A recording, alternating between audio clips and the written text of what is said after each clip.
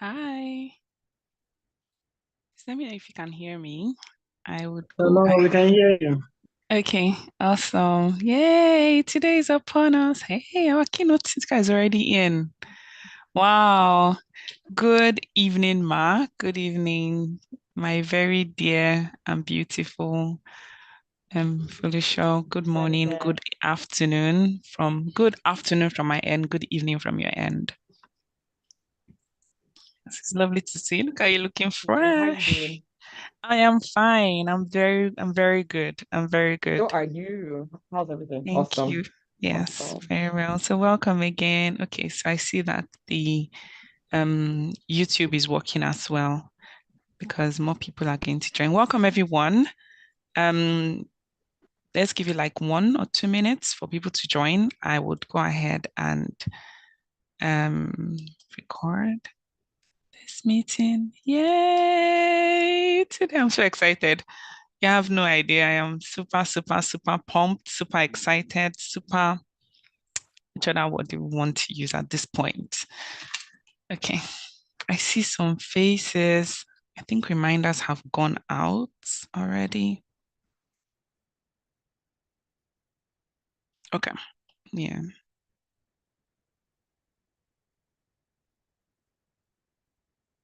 okay,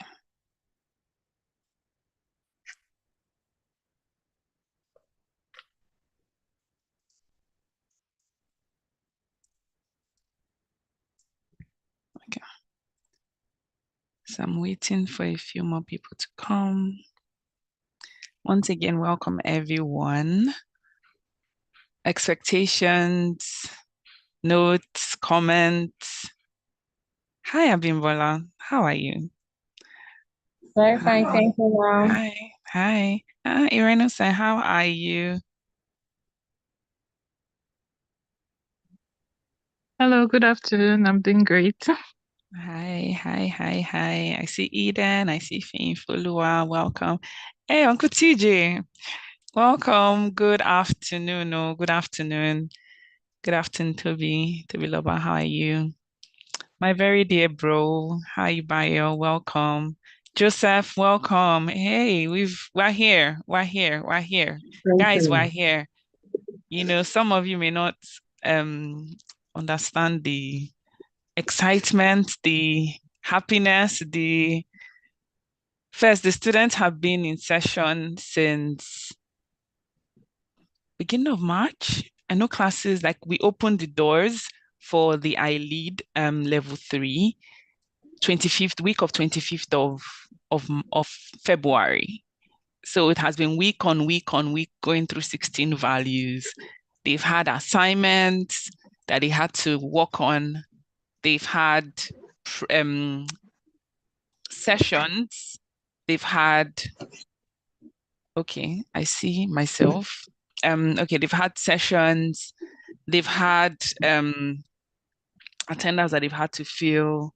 They've had quiz, like intense like that, very intense. So it is super exciting. I am also waiting for our dean to come on. She's having issues um coming on. Okay, give me one. Okay, please give me 2 minutes and then we'll just kick it off. Let me try to sort if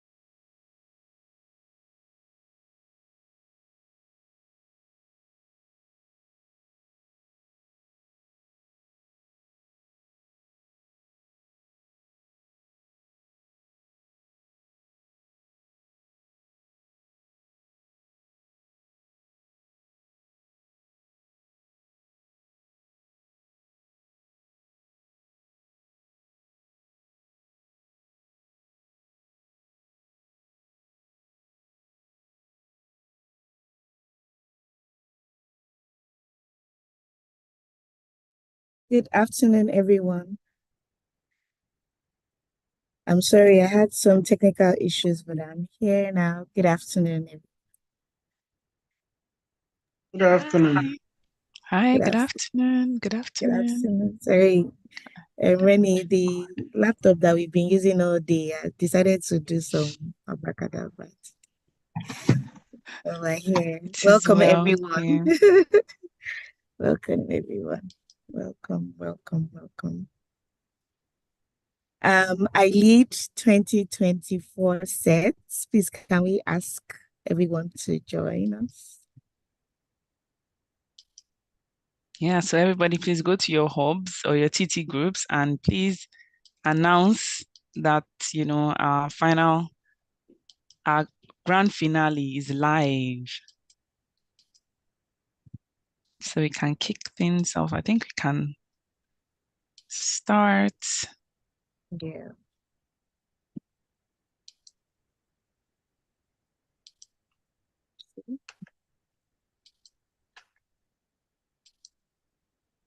Okay, so welcome everyone. So I want to see those messages. So let's go to our TTs and ask everyone to join. Very unlike us to be starting slightly late, but we're here. So welcome everyone. Good evening. It's evening in Lagos, Nigeria. I think it's afternoon in Canada. So good afternoon. Good evening. Good afternoon, everyone.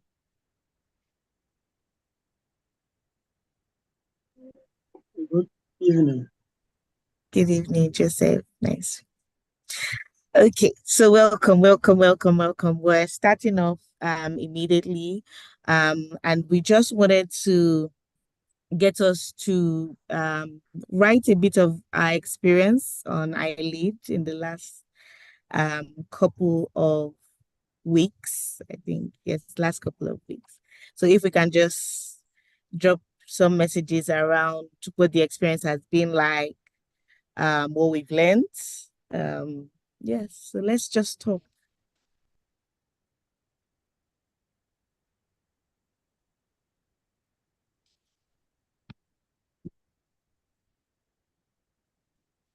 So what has our experience been like?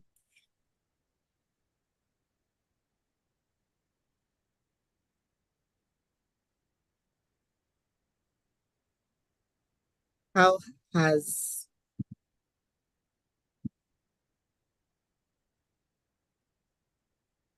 how has the last 7 weeks, 8 weeks been?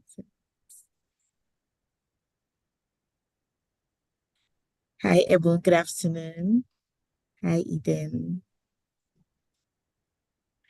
Eden is saying that it's an opportunity to relearn, unlearn, and learn.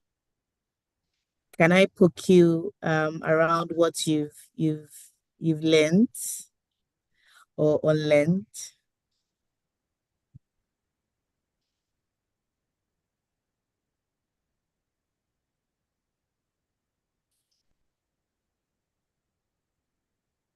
Joseph, thank you. Leadership is influence. The one who gives the most hope has the greatest influence.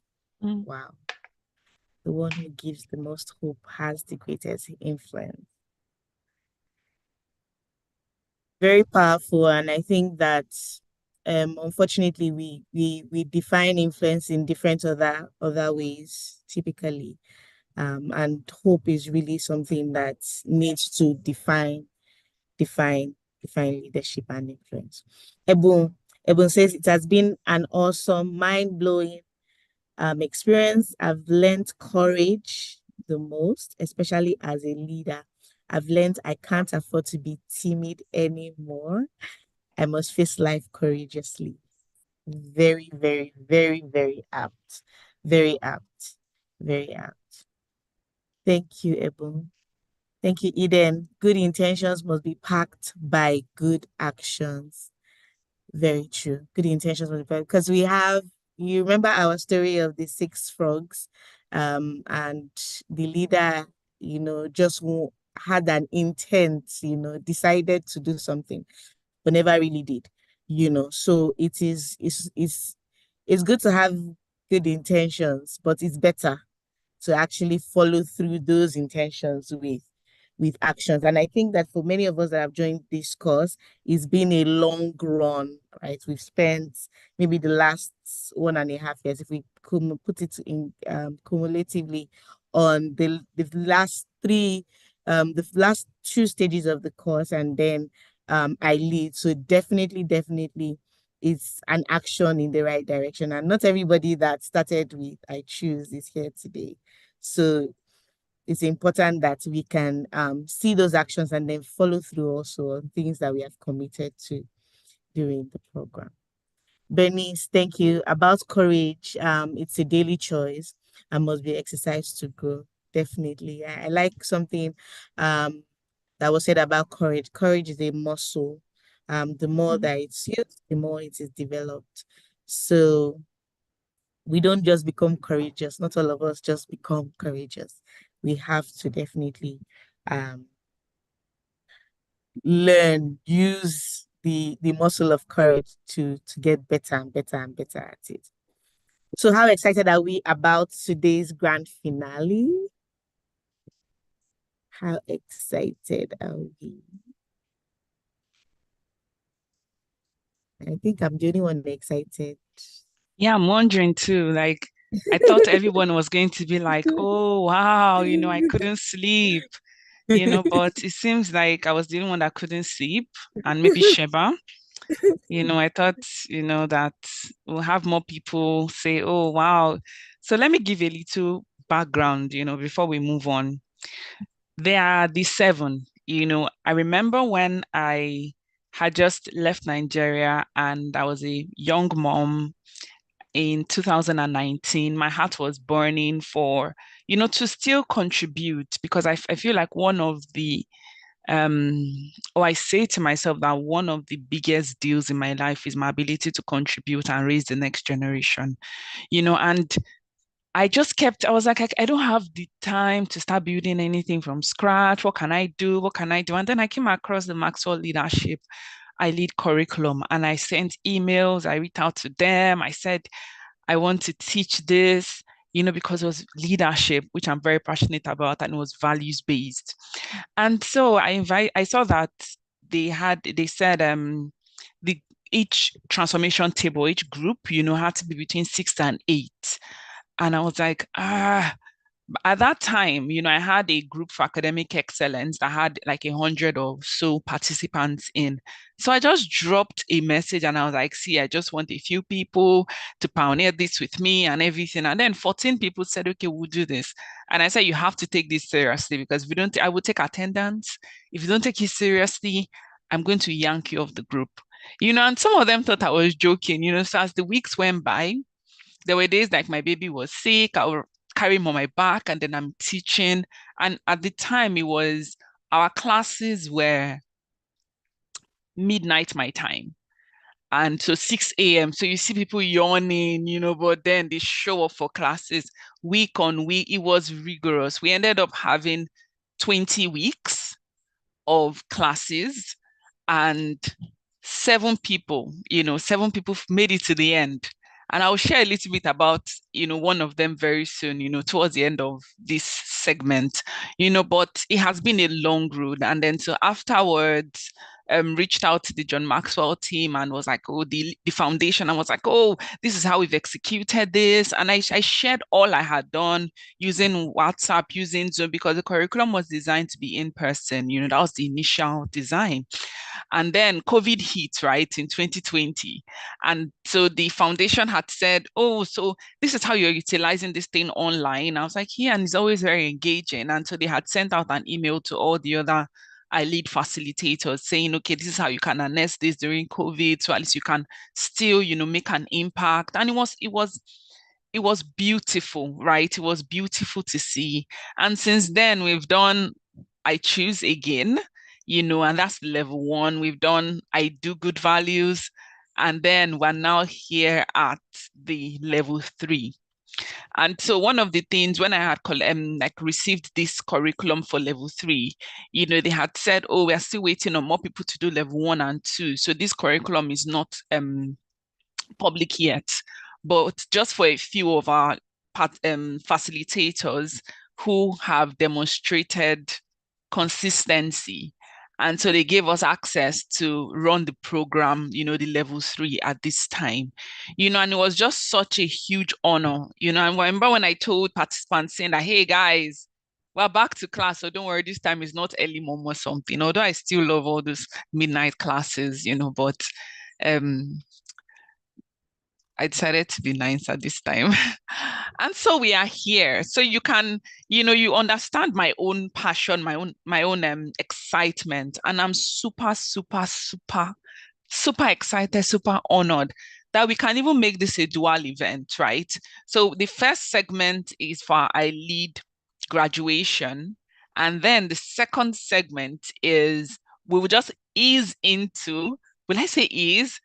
With a lot of vibrancy, with a lot of joy, with a lot of excitement, we would move into the other portion, the conference itself, that is unleashing the leader within you. We'll have our keynote speaker who is already in the building, Folusho. She's very dear to my heart. She's already here. She came in early, and that's like, that's a Maxwell thing, right? And then we have our panel. The panel is also very, very dear to my heart. It's called the Young and Purposeful Panel.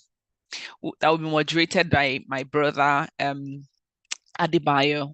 And see, two of our panelists, right, I lead graduates as well. So maybe you can spot them, if you know which of the two, let me know. Maybe you can win a prize. I don't know, no promises. And the prize can be a clap.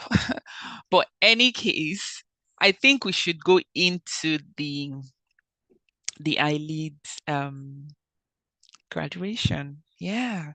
Who's excited? Who is? Let me share my screen. Oh, wow. I'm super, super excited, super elated, and super grateful. Yay, we're here. Okay, let me be serious. Okay. iLead is here. iLead. Okay, peoples. Let me know when you can see my screen. Let me know. Yes, we can see when you it. can see my screen. Awesome. Okay, so before I hand it back to Sheba, and I'll introduce Sheba in a few. Many of us already know Sheba, some of us don't, but for those who know her, you know her. For those who don't know her, I'll give you a little introduction from Genesis. So this is the iLead, pioneering class. So this is the level 3 graduation. After every course I do, we always have a time to celebrate and, share prizes and have fun. And so iLead is no different. So this is our iLead pioneering class. iLead good values. So first, what is the iLead? Oh, okay. Let me skip this. If I can still play it at the end, okay, it's clicked already. Okay. Let me leave it. If I forgot I wanted to share that. I will come back to it if I'm able to, but in any case. So iLead Good Values is a values-based leadership curriculum. For anyone who knows me, you know that I'm very, very passionate about leadership. And I'm also very passionate about the next generation, next gen.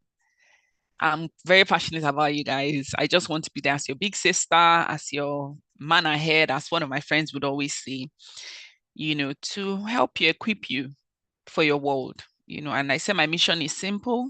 I want to equip you to lead your world, and drive change.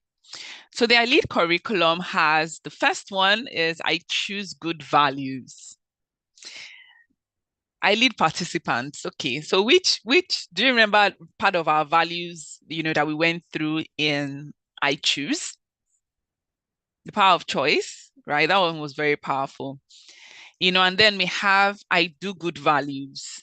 And then the final level is I lead good values. each of these levels build on the previous, and each of these levels have 16 values that, are taught on. It's also peer-based learning, meaning that participants are put in transformation tables of 68 participants. And then they have sessions where they go through the materials and they share knowledge. Each group has a mentor. The mentor is not there to teach, the mentor is there to guide. So this is peer-based learning. So the undercover work of what this curriculum does, aside from building leadership and all of that, is also to help you develop your, public speaking skills, being able to air your opinions and speak and do so early, right? And okay. Joseph says, I choose, yeah, forgiveness. Awesome. Yeah, the sessions were super, super, super impactful. And it's just a very powerful curriculum. See, we're going to open up for waitlist. If you want to join the waitlist for the next set of classes, please, when the link goes out, please register, and we'll love to have you. Okay, so this is our iLead curriculum dean, Sheba. Sheba is so dear to my heart, and for those who don't know, I met Sheba I was in SS1, right? I was not even I was in SS1 when we met, Sheba, and you were in GS3 or GS3 and Yeah. GS2. Yeah, I think, yeah. So we're in the And same this is house. We're in the same house in Queen's College. We're in Obong House, and so all the QCOGs here, ops, so our keynote is also a QCOG. I'm sure you can already tell the caliber of people that were raised by the school. But anyway, so I met Sheba, and we started talking year in, year out, yeah, and we just stuck with each other. We just stayed. Remember Anifa Prep? I went to Anifa Prep, Sheba went to, and she also been following me around the whole place. And we just stayed in touch. Even when she left the country then to do masters, we just stayed in touch. She's such a beautiful person with a lot of capacity. And Sheba, I love you so much, and I'm super proud of you and the person that you are becoming.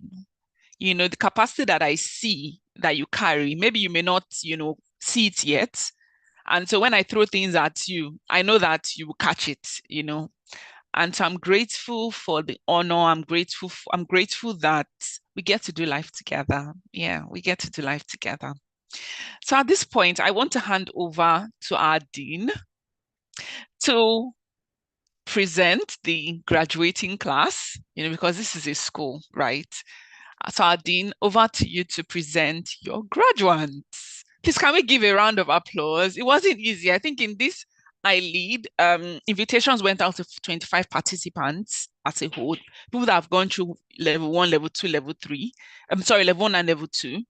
And out of the 25, I think, if I'm not mistaken, maybe 23 people said, okay, they want to go through it this time, and 19 people graduate today. So it's not beans. They did exam or tests. Sheba is not very nice when it comes to quizzes, but but we did all of that. We marked assignments, we had project work, and you get to hear some of them today.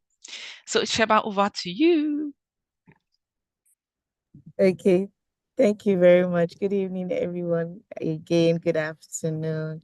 I think Morenike says the story about how we met from another point of view, but my point of view is I learned so much from Morenike, growing up. My mother was I had lost my dad in JS2.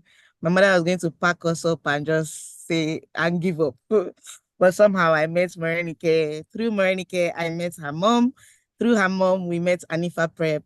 And in that maybe 3 years or so, my entire life, academics, like I moved from someone that would just barely pass, just be promoted, to someone that made the first class just because I met Morenike. So let's not, she speaks about it very lightly, so it's, I mean, always an honor to be here and to work with everyone. Thank you very much, Madam Felicia.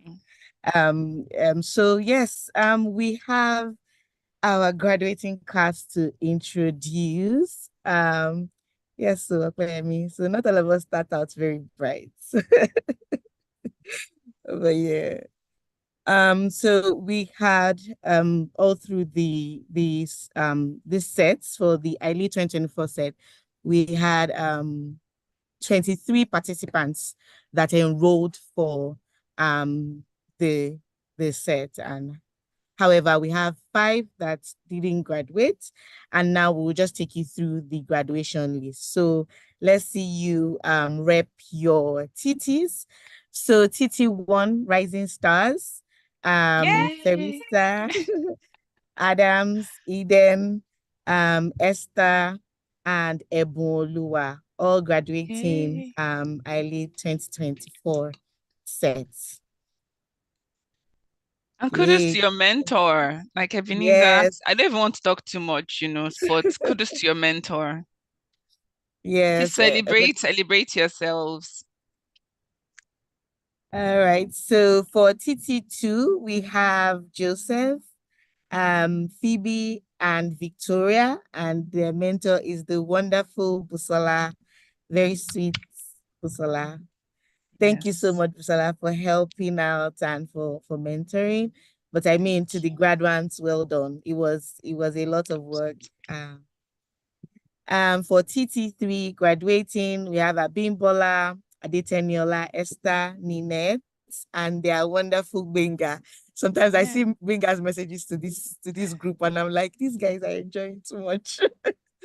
So yes, Wengene, big thank ups you to so you. Thank you. much. Thank you. All right. So it's for TT4, Visionary Vanguards. We have Oladayo, Bernice, and Timmy Tokwe, all graduating from this set. I think very proud of these three because they pushed through when it got really, really hard. We have Bernice, the medical doctor. She's on call almost every time. But yeah, very, very proud of this set. And thank you to their mentor, Olanike, for all the Yeah, help. thank you. Nike Lagos, thank you so much. I know you are so busy, but then whenever I ping Nika, I'm like, Nika, I've come again. She's like, just let me know, just I'm in, so thank you. I honor you and I'm grateful for you. Okay. T5, our last TT5, our last TT Yay. exemplary. We have Temitope Hazan, Opeyemi, Taiwo, and Doris, or Chizoba as we call her, with their wonderful mentor Busayo. Busayo is very calm, but she always puts them on their toes. So thank you so much. Yes. Thank you so much, Busayo, for your help. And congratulations to the class of iLead 2024. It has not Yay. been an easy journey. Well done to everyone. Well done, everyone. Auntie Busayo, thank you so, so much. Busayo is a mom of 3 here in Ontario, and when I pinged her, I was like, let me not disturb this girl. Let me not disturb her. She has been my friend since we're in undergraduate days. And she was like, oh, yeah, yeah, please add me. I was like, see me here wondering, thinking about, your little ones. And these 3 are not 17, 16, and 15. They're like, she has under 1, under 2, and then under 5, right? If I'm not mistaken. And she just showed up. I remember her first ping and she was like, these people that you've given me is like they're elders. And I was like, you don't even need to stress them too much, because they know the drill and they will show up. So guys, class of 2024, right? iLead level 3. Well done. Well done. Well done. Well done. I am super proud of you. And yeah, I'm excited for you guys. Okay, so we have one more announcement before I go into my session. So should I do this? Let me go to the next slide, Yes. right? You guys are not begging me. You guys don't want us to move forward. Should we go on? 1, 2, 3. Yeah. TT1, well done. So we had to get the most engaging TT and to be honest, the reason why the TT was selected was the amount of team spirit that they displayed. Like I've never seen that level of responsibility and accountability to each other on this course. So it was very, very, very exciting to watch them interact with themselves, ensure they have reviews every week. Typically, the TT1 is the one that has their reviews first every week, regardless of whatever is going on. And everyone participated. I remember the submission of the assignments, like they were dragging themselves. Have you submitted? Who is left? It was just an amazing show of responsibility and accountability and growth. So congratulations, TT1. Yay! I'm super proud of you guys. Like I'm so happy, so happy, so happy. And so each one of you in your in TT1, you receive a book, a John Maxwell book. You know that we always give out books as our gift so that you keep learning. You remember, because leaders are readers, right? So each and every one of you, you will get that gift from me to you, or from us to you, as being in the most engaging transformation table. We are proud of you. Like the level of accountability, the energy, and it was unmatched. It was. So thank you so much. Okay, let us keep the train moving, or the flight going. I think we're on a flight, so let's keep the flight going. Okay, thank you so much, Sheba. Thank you. Okay, let's have Okpayemi, are you here? Are you here? Yes, I'm here. Okay, so okay. Okay, so over to you.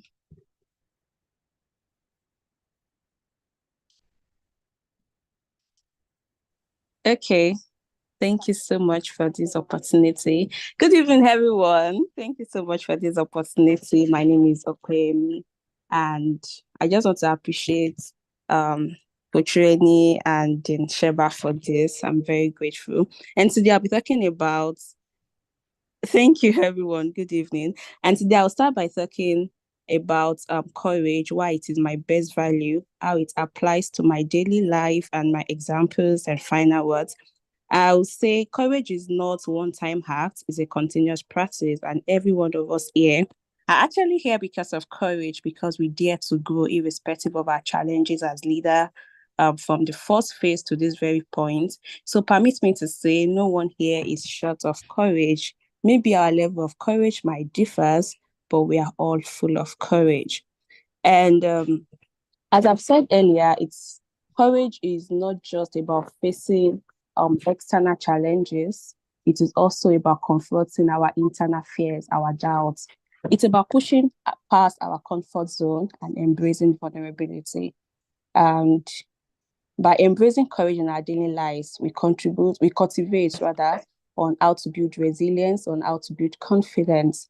In my personal journey, I would say I've learned courage to be very continuous. It is making a choice outside my comfort zone. And it is that feeling that you just get to start, even when it is uncomfortable, when it is scary.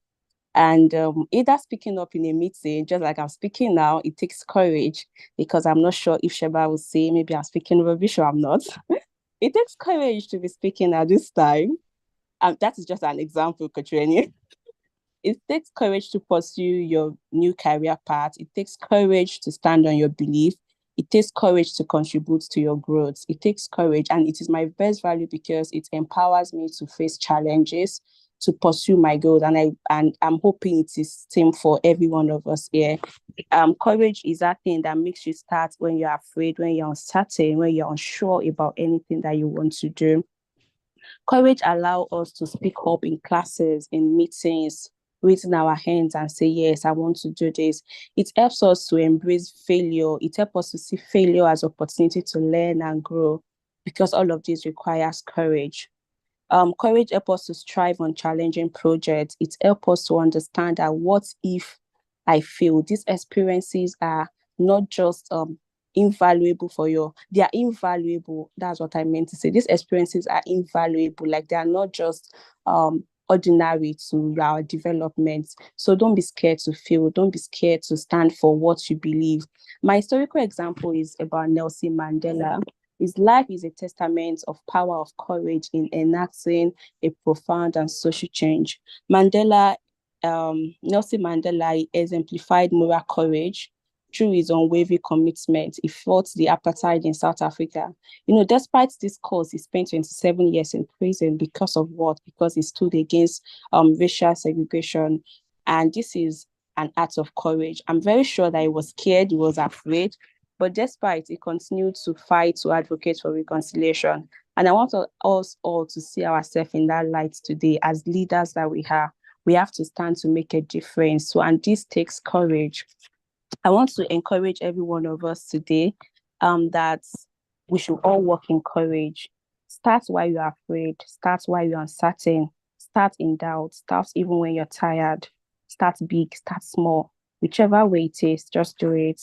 You can't keep running away from your fears. At some point in life, you just have to build the courage to face and overcome them.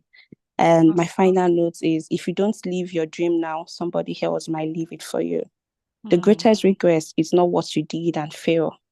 It is what you have refused to do because of your lack of courage. So I encourage every one of us today to stay firm, to start that thing, that project that you have in mind, that goal that you want to achieve. Even if it's whisper, what if you fail? Just say, what if you don't? What if this is just the way forward? What if this is what will bring a greatness to you? What if this is just going to be the path that is going to open up for you, that thing that you've been pursuing? All right, guys, thank you so much. I guess my time is up. Thank you so much. Can we give her a big round of applause? Okay, so I forgot to even do like a background. So this, I mentioned that there was an assignment. So each participant had to pick one of the 16 values as their best, which one, resonated deeply with them. They were supposed to tell us why. So they had to submit a document, explaining why this was their best value, the value they picked, why it was their best, and how they demonstrate that value in their everyday life. And then they're supposed to take the life of someone, either presently or historically, and say, how that value was expressed in this person's life, and we had submissions, wonderful project work. And so we selected three of the, when I say three of the best, I would say three of the best. Yes, some of the participants are also like panelists, so they will talk about their own when they get there. But yeah, we selected three, and we just tried to make sure that three values were like three different values so that we don't hear from courage, right? So, Okoyemi, I'm so proud of you. Like, see you, girl. Well done, well done. So let us quickly move on to the next person. Can we give a round of applause for Eden from TT1? Eden, where are you? Please unmute yourself. Hello, everyone. Good afternoon. Hi, Eden. Hi. Can you hear me clearly? Yes. Loud and clear. So, I picked the Heart of Leadership, servanthood, as my best value. For me, it was the value that I stumbled on it, and it taught me a lot. And it began to make me think about the why of my leadership, or how I lead and how I live each day, or how I live each time I have to lead. So if I give an example, every time I was in uni, they will set up teams for assignments, and at the end of and I will sort of take charge, or maybe I'll be put in charge.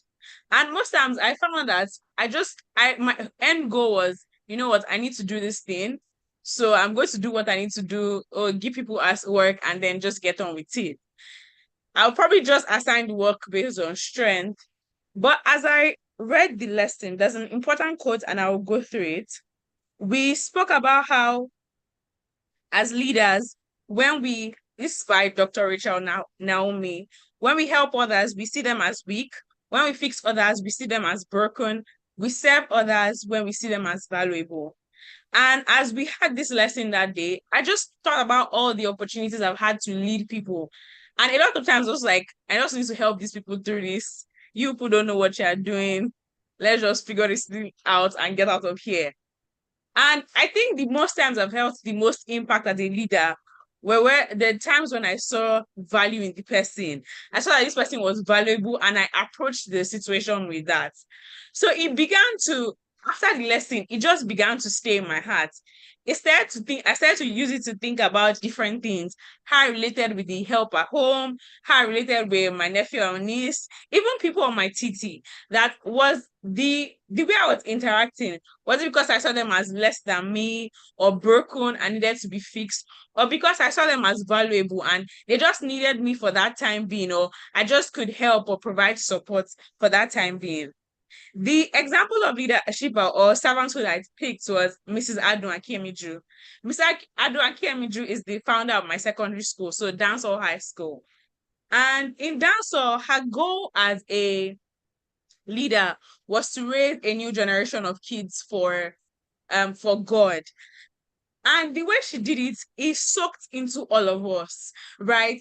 We had scenario upon scenario where we saw that this woman was a servant to us, servant to this mission, servant to teachers, to parents, right? I mean, we'll have a joke of when you do something bad, I don't do like this, so Mrs. Adu will cry. Like, it was such a funny thing, but it just really showed her heart towards us. She gave us her heart, right? She gave us herself. If you are in the boarding house, she opened her house to you in SS3 for you to come into her house, have a day, visit with her. But she had that mission and she did it with such a servant mentality. She was probably older than us. I mean, she was 75 a few days ago, older than us, older than our parents, but she served everyone. In every interaction, you could see that she was really our servant, right? And in the book, we said that serving was contagious, or in the guide. And I saw it in her life. Through her, there have been multiple ministries from dancehall students on raising the next generation. So whether they are churches or Christian Christian ministries, she has pulled that from her life. And so it really shows that when we are servant leaders, right, there is a big impact. There's a ripple effect on the direct people that we serve and even to generations that never know us.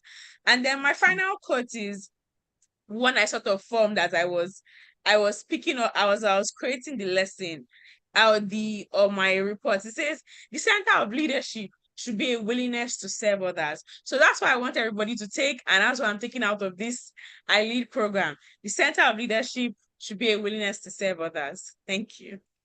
Thank you so much. That was so good. That was so good, Eden. Thank you. Well done. Can we give Eden a round of applause?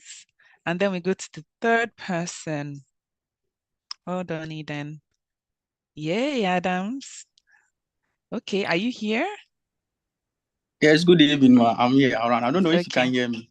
Yes, we can. Yes, we can. Yes, we can. So over to you.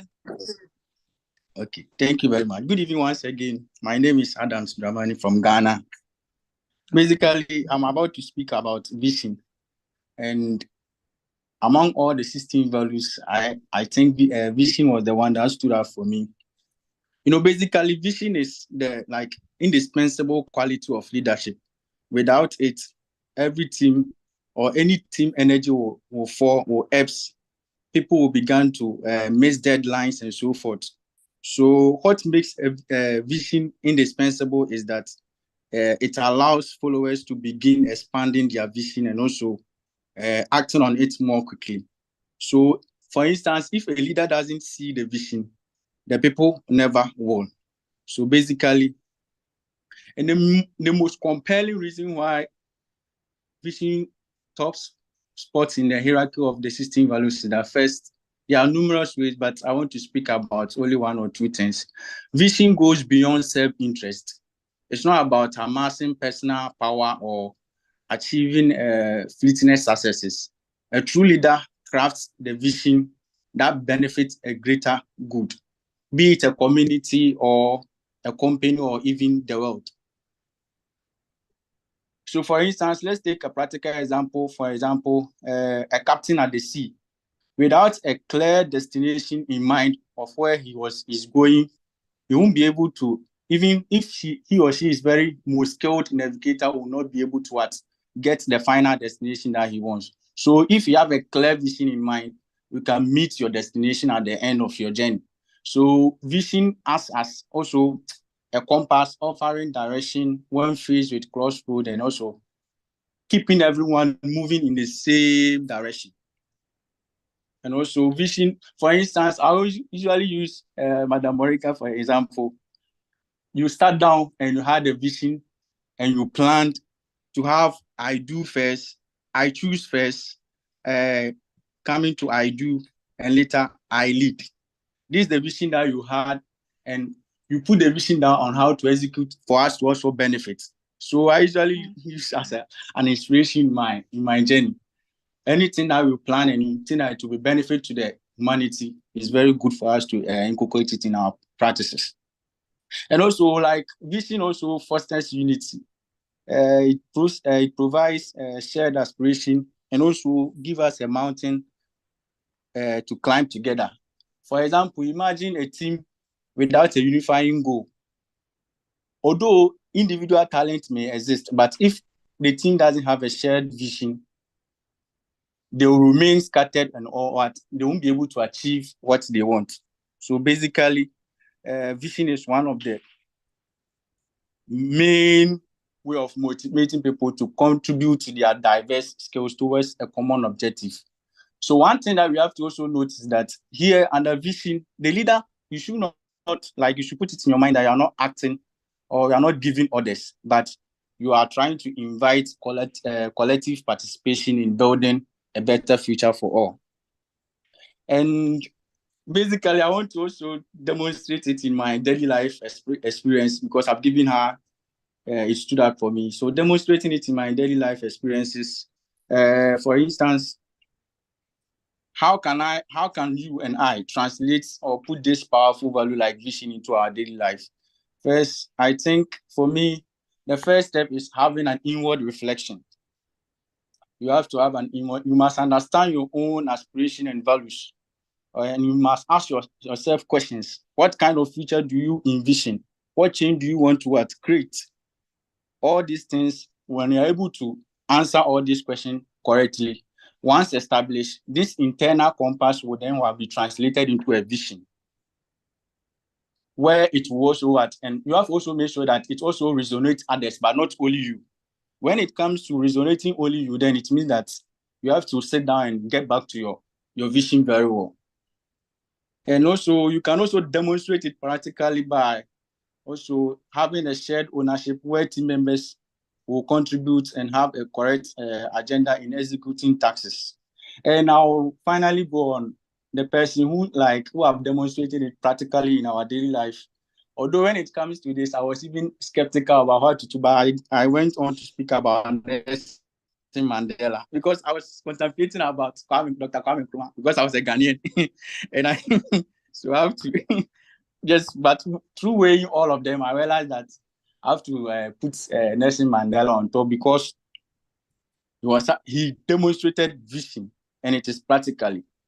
For instance, this iconic figure who he led South Africa. We all know the story from the apartheid because we know that they were suffering from this racial policy that was associating them from being those who were not white.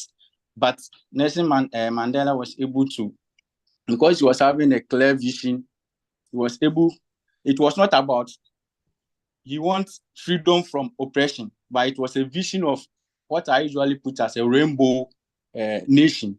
A rainbow means that he wanted South Africa where people will be able, all races will live together and have peace and harmony. So basically, his vision was clear, it was consistent, and he spoke even when he was in prison, all those things. His vision didn't die, it was alive. So he came up. So basically, the last one that I'll say is the quote that I'll leave is from Steve Jobs, who says that, for instance, and it has been the one who has been motivating me along personal growth. Because if you love something and you keep on doing, it will put you ahead of what you are just doing. And the quote says, like, if you are working on something exciting that you really care about, you don't have to push. You don't have to be pushed. The vision pushes you. So basically, for instance, me, when I was like in the SHS university time, first 1100, I usually ask myself, because I've heard people say, when you keep an hour, or if you want to become an expert in a particular field, you have to like dedicate more hours in doing those things. So for instance, if you dedicate an hour to every day thing that you wanted to be an expert in, a time will come, you'll be an expert in that field. But I realized that it's not true up to now. It's about growing your personal growth, because now the question have changed from my end. It's not about how long it will take me to be an expert, but how far can I go? For instance, Yeah.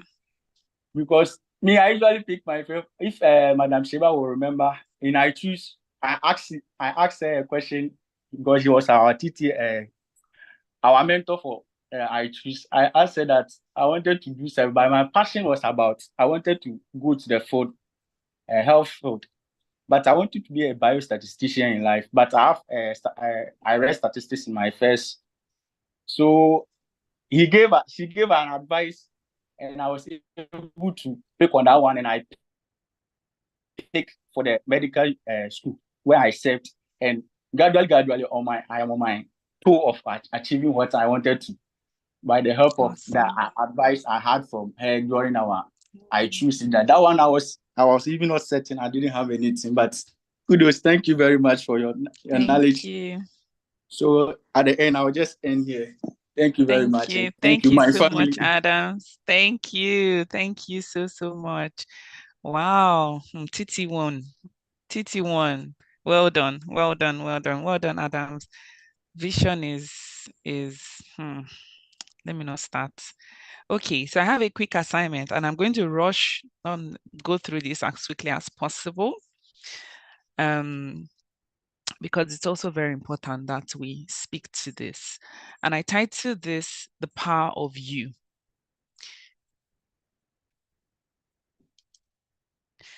I have a few thoughts here and I'll just quickly go through them. First thing is that you as an individual, you as a person, not just as a statistic, but you are special. You are an asset. You're wiring. There's no mistake about you. So every single thing in your design, everything. Maybe you're soft-spoken like me, or you're a fiery speaker, or you jump around, or you're very, you're more on the quiet side. Everything about your wiring was done to specification. You were chosen for an assignment. How I see it is that in God's baby factory, there are, be different babies on the, there are different babies on the factory line. And then God is like, hey, this problem is taking the world. The world is going through this issue, or will go through this issue. Okay, let us send this baby to the world and let us put in the solution to this problem or these problems in this particular child. And so they put in that solution in the baby and send the baby to earth in seed form. The solution is in seed form, the baby is in seed form. What happens is that most times we tend to just focus on, oh, I'm getting older, okay, clocking time. Last year I was 15, this year I'm 16. But then the seed on our inside, the solution seed, that solution seed needs to, it needs to be discovered. When you look at your life, when you look at the things that have interested you throughout your life, it's not by chance that, you love fashion. It's not by chance that you're a soccer fan. Like it's in your wiring. And the more you follow the breadcrumbs, the more you look at yourself, study yourself. I know there's a quote that says, to your own self be true. No, that's not what I want. Know thyself. We have to get a PhD in ourselves. We sit with ourselves, know ourselves. Why? Because we need to discover the seed on our inside, the solution. It's in seed form, like I said. We need to develop it. We need to develop it. And like any seed, the seed needs the right environment. It needs the right exposure. It needs the right watering. You need to water. You cannot just pour, what's it called? Pour a keg of water and say, oh, I'm just going to water it today. No, you have to water it. So see, just a small side note, you need to be in the Grow You course coming out this July. Side notes, right? Because we're going to delve more into personal growth. So you need to develop, because one thing you would understand is that growth happens daily and never in a day. If you have a baby and you feed that baby 3 cups of rice, the baby will not become an adult. The baby would be an overfed baby and may faint from overfeeding. And so what happens is, even though we are growing and we say, okay, today I'm reading a book, tomorrow I'm attending a course, it doesn't mean that all of your growth will happen in one day. No, there's a time factor to growth, and it's beautiful because what I don't know today, I can know tomorrow. Or what I did not know yesterday, I can know today. I am not a rock. I can move, I can change, I can be better. And so as you develop yourself, you need to arm yourself with discipline, because hi, it is too important. We need to, be consistent. And consistency is not showing up 100% every single day. No. Consistency means that having done, you said, okay, I'm going to do these 7 things. I want to imbibe this, this goal. I want to achieve this. I want to set this, and you have all these plans, that when the time comes to take the step, that you will show up. That's what consistency is. That's what discipline is. That when you've said you want to wake up 6 a.m. every day to do XYZ, that when the alarm hits at 5:55 a.m., you will not say snooze and snooze for the next 7 times, that you actually get up, whether or not you feel like it.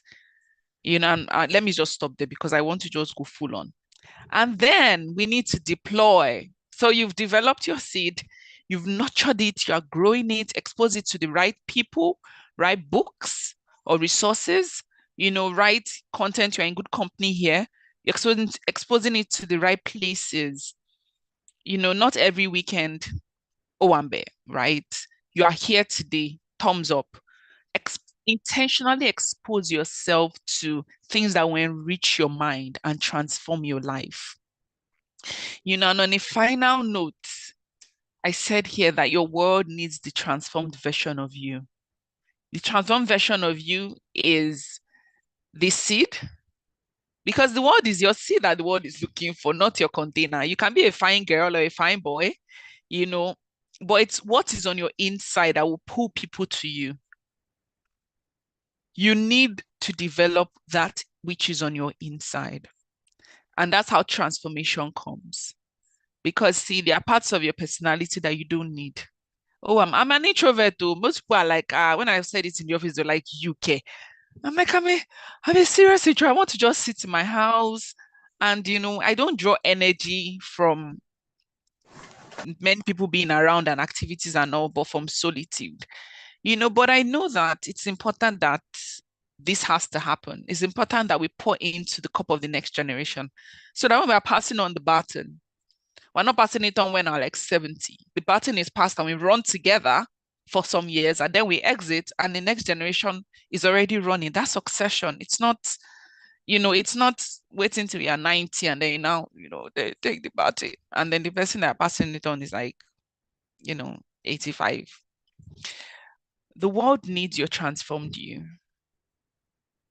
So please let us stop bread and butter living. There's so much more to your life than here now. There's so much more to your life than the clothes you wear, the school you attend. There's so much more. There's a solution on your inside that is yearning for expression because people are there crying out. They are crying out deeply for deliverance. They are saying, if only, I could get this answer.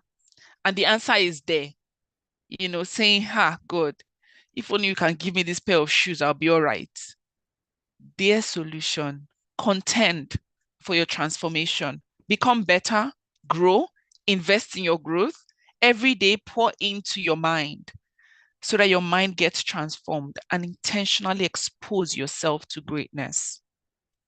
So with that said, I want to quickly announce the top 3 students for the iLead Good Values. And then I will bring up our keynote speaker. So the top 3 participants, drum roll, please. Drum roll, drum roll, drum roll. Are you guys want to know the top 3? You are too quiet for me. Too quiet, too quiet, too quiet. Okay, so we don't want to know, right? Top 3 participants. 1, 2. Drum roll. I don't know which sound to make. Yay! I'm sorry for my voice. I'm supposed to have like a more soothing voice to ease this in. So our top 3 participants are, in 3rd place, we have Adams. You just heard Adams speak about vision. And see who noticed that the top 3 are from TT1. So TT1, we doff our hearts for you. And to your mentor, Ebenezer, I doff my heart. I appreciate you. 3rd place, we have Adams. We all heard Adams a few minutes ago. 2nd place, we have Eden. My beautiful, ever smiling Eden. Every single time I think about Eden, I always think about her smiling. Well done, folks. And the 1st position, I want to cry now because you see this 1st position person, Ebon Lua. I am so proud of you. Let me give you, I told you I had a gist that I wanted to finalize with about the 7 people that finished the 1st set of I Choose, like the 1st class, 1st level, I Choose Good Values. One of the participants that gave me extra work was Ebon Lua. Ebon like, Ma, I don't have internet. Ma, I'm tired. Ma, this, ma, that. And I was like, Ebon, you can do this. Ebon, you can. I can catch you up. You missed 2 classes. Okay. Let us catch you up. These are the recordings. This is the material. This is this. Ebon, you can do it. Ma, I'll try. 6 a.m. 6 a.m. is very early. These are, in fact. But look at us now. Look at Ebon now. Right? Ebon, I'm so proud of you. When I saw that and so see, okay, so I forgot to announce the percentages. So Adams finished with a percentage of 79.31. So clap for Adams. And then Eden was in 2nd place with 80.17%. And in 1st place was Ebon with 82.76%. And this consisted the assignment, attendance. So you have to go to sessions and record your attendance. And then participation, your engagement, so well done, well done, well done, well done, well done. Yeah, I'm proud of you. I'm proud of you guys. Okay, so without further ado, let me read okay, so congratulations, jubilations, celebrations, nominations. Is that the song? Anyway, congratulations, folks. Congratulations to my fantastic iLead participants. Congrats. Okay, so the moment we have all been waiting for. Let me quickly introduce our keynote speaker today. We have Mrs. Folusho Gbadamosi. She is a technology executive, a Gallup certified strengths coach. I met FG on Instagram. So I was looking for people that, people that were doing amazing and that inspired my heart. And I stumbled upon her page and I was like, who is this? And I think I saw more things about your foundation first. I think that was like the first thing I had seen. And so I was like just going from page to page and, just reading about you. And then I saw that, I'm an auditor, right? And the company her father founded was one of my audit clients. I was like, oh my goodness, like, hey, so it was just super, it was beautiful to see. And then I started learning more about her. And you see, then the icing on the cake, she's also a QCOG. I was like, hey, no wonder, And as I continued to, follow close, learn about her, when I saw that she released a book, Unleashing Your Superpowers, I quickly went to buy it. I underlined it, read it cover to cover. I was like, oh my goodness. I sat with her as a Gallup Strengths coach.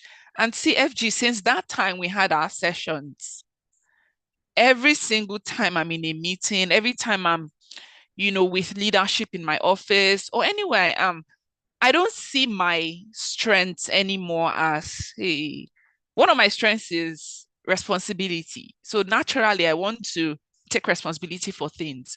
And so being able to navigate it as well helped. One of my strengths is learner. I'm a learner. I want to learn. I want to grow. And so FG taught me in a way that I could see the shortfalls of each of these strengths and be able to navigate the blind spots and also be able to play to my strengths. I know I love to ideate and execution. I'm sure you've heard me say execution is child's play. I'm very high on execution. I always say that once the vision is clear, execution is child's play for me.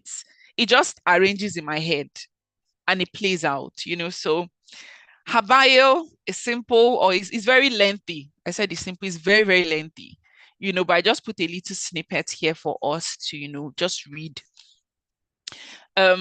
She's a business and tech professional. She's dedicated to driving impactful change at the intersection of technology and sustainability. She's a co-founder and trustee of Serving with Love Foundation.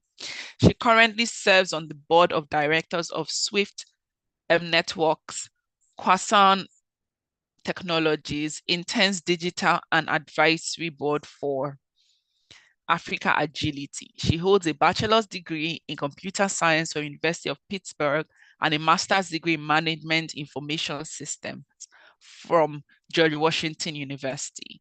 Additionally, she's a member of the International Federation, Coaching Federation, and a John Maxwell certified member. So I'm a John Maxwell certified member as well. So that was another connection. And then a third connection, right? And I don't know if I've told you before. I know at the point, I'm not sure if you're still a director in JA, that's Junior Achievement. When I was in secondary school in QC, in my SS1, they had said usually they'll pick the top, I think top 20 or top 10 or something, top 10 in the set for SS1. And then JA would train us, right? And then we will have to do like a business. And so in SS1, I was on the top list, top 10, top 20 or top 10 list, for my set. My set was like 700 plus people. And someone was like, what are you doing on the list? Oh my goodness, see the way your face is. I always thought you were a dollar. And I'm like, yeah, sorry, like. But I learned so much from the JA Junior Achievement sessions that we had. And then we went on to do a business, even though our business was interesting. I know we made purses out of denim and checker, and we sold it, and seeing sets that followed us. One set did like a popcorn business, and it was just a beautiful investment. And that was like my foretaste of seeing an organization that invested in young people, and now going, through the years, and then now seeing that you are now like the director in the organization. It was just very beautiful for me to see. So I want to bring up our keynote. Let me stop sharing and make her a co-host. Welcome. Please, can we give her a warm welcome? Can we clap for her? Let me make you a co-host. Let me make you a co-host. Okay. So you can share your screen now. Welcome once again. I am super honored. Thank you so much, Morenike. Thank you, everyone. Good evening from Lagos, Nigeria, which is where I am connecting with you guys from. It's really a pleasure to be here. Morenike, thank you so much for talking about all our connections. Goodness, we do have quite a lot, don't we? And I like that you mentioned that we met on Instagram, because I keep trying to explain to people that social media is really what you make of it. And you can meet a lot of amazing people on Instagram. I mean, you and I met there a few years ago. I've met so many amazing people there that ordinarily you probably would not have been able to connect with, maybe as quickly, maybe on that level or whatever. And so let's make the best of it, since we're all here and we're all leaders, right? Thank you so much for the intro. And congratulations to this amazing, amazing class. It's so good to see the great work that you've been doing, for this past season, and the graduation, and all those that have obviously done very phenomenal work. Well done to the mentors, well done to the dean, well done to everyone. And shout out to all the QCOGs in the house. Yes, I am a very proud QCOG, even though I graduated way before Morenike in 1998, like a dinosaur, but it's all good.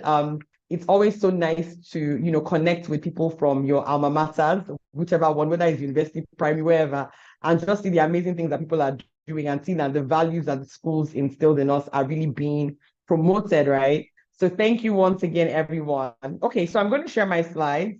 I know that we've gone over time. So Morenike, I'm going to need you or one of your team members to just just let me know in the chat box when I'm supposed to end, because I like to talk when I start. So I want to really time myself properly, because I know that we've gone over time, and I also want to have enough time for Q&A. So please just pop it for me in the chat box when I am supposed to be done, so that I can pay attention to that. All right, I'm going to jump into my slides this evening. And it was very interesting when Morenike was speaking, because a lot of things on her slides are actually very similar to mine. In fact, I was going to say, is this some sort of spiritual telepathy? Like, did you see my slides? Did I see her slides? And you guys will understand why I said so very, very soon when I begin. Okay, I haven't yet seen the time from the team there, so I'm just going to time myself using the time that I was given. But let me know if you can. Okay, 6:45. All right, right now it's 13. So that means I have about, okay. All right, that works. I will just try to be as quick as possible so that we keep the time, even though you put it into my time, Sha, but it's okay. I still love you.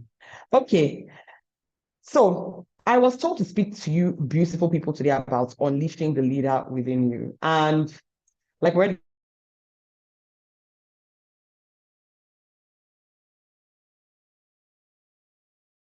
importance of recognizing, identifying, actually my framework is simple. It's discovering your talents. It's being intentional about developing your talent, deploying your talents, and then dominating ultimately with your talents. And that's what I call your superpowers, when you have taken your talent to a place of absolute strength, where it's just amazing and popping. And it was very nice to also hear Morenike talk about, our coaching experience, because many of us actually have talents that we don't necessarily identify. But let me jump in, and hopefully you can, pick up on some of that stuff as I go along. Okay, so I really like this quote by Gallup. And it says that the key to success is to fully understand how to apply your greatest talents and strengths in your everyday life. Now, we're talking about unleashing the leader within you. You cannot unleash the leader within you without understanding yourself, right? This self-awareness is so important. In fact, beyond even being a leader in every area of your life. Many of you here are young, I'm guessing you're unmarried, you probably don't have any children yet, you're probably just, starting out career-wise and all of that, or maybe you're just about to go to university or whatever. Understanding yourself is the key to success and victory in this life. I can never say it enough. So I'm going to have a very, very quick icebreaker. Actually, maybe I'll just do two because of time. So put it in the chat box for me just for fun. Very, very quick icebreaker that also actually leads to our talents. If you're one of those people that you like to just talk to people, see, wherever you are on the airplane, you are in the elevator, you are in the bus, you are in the market, you are in class, you are at work. When you see human beings, you just want to talk to them. Like, it just comes to you naturally. Let us see you guys either raising your hands up using the icon or popping it in the chat box. Just say that's me, that's me.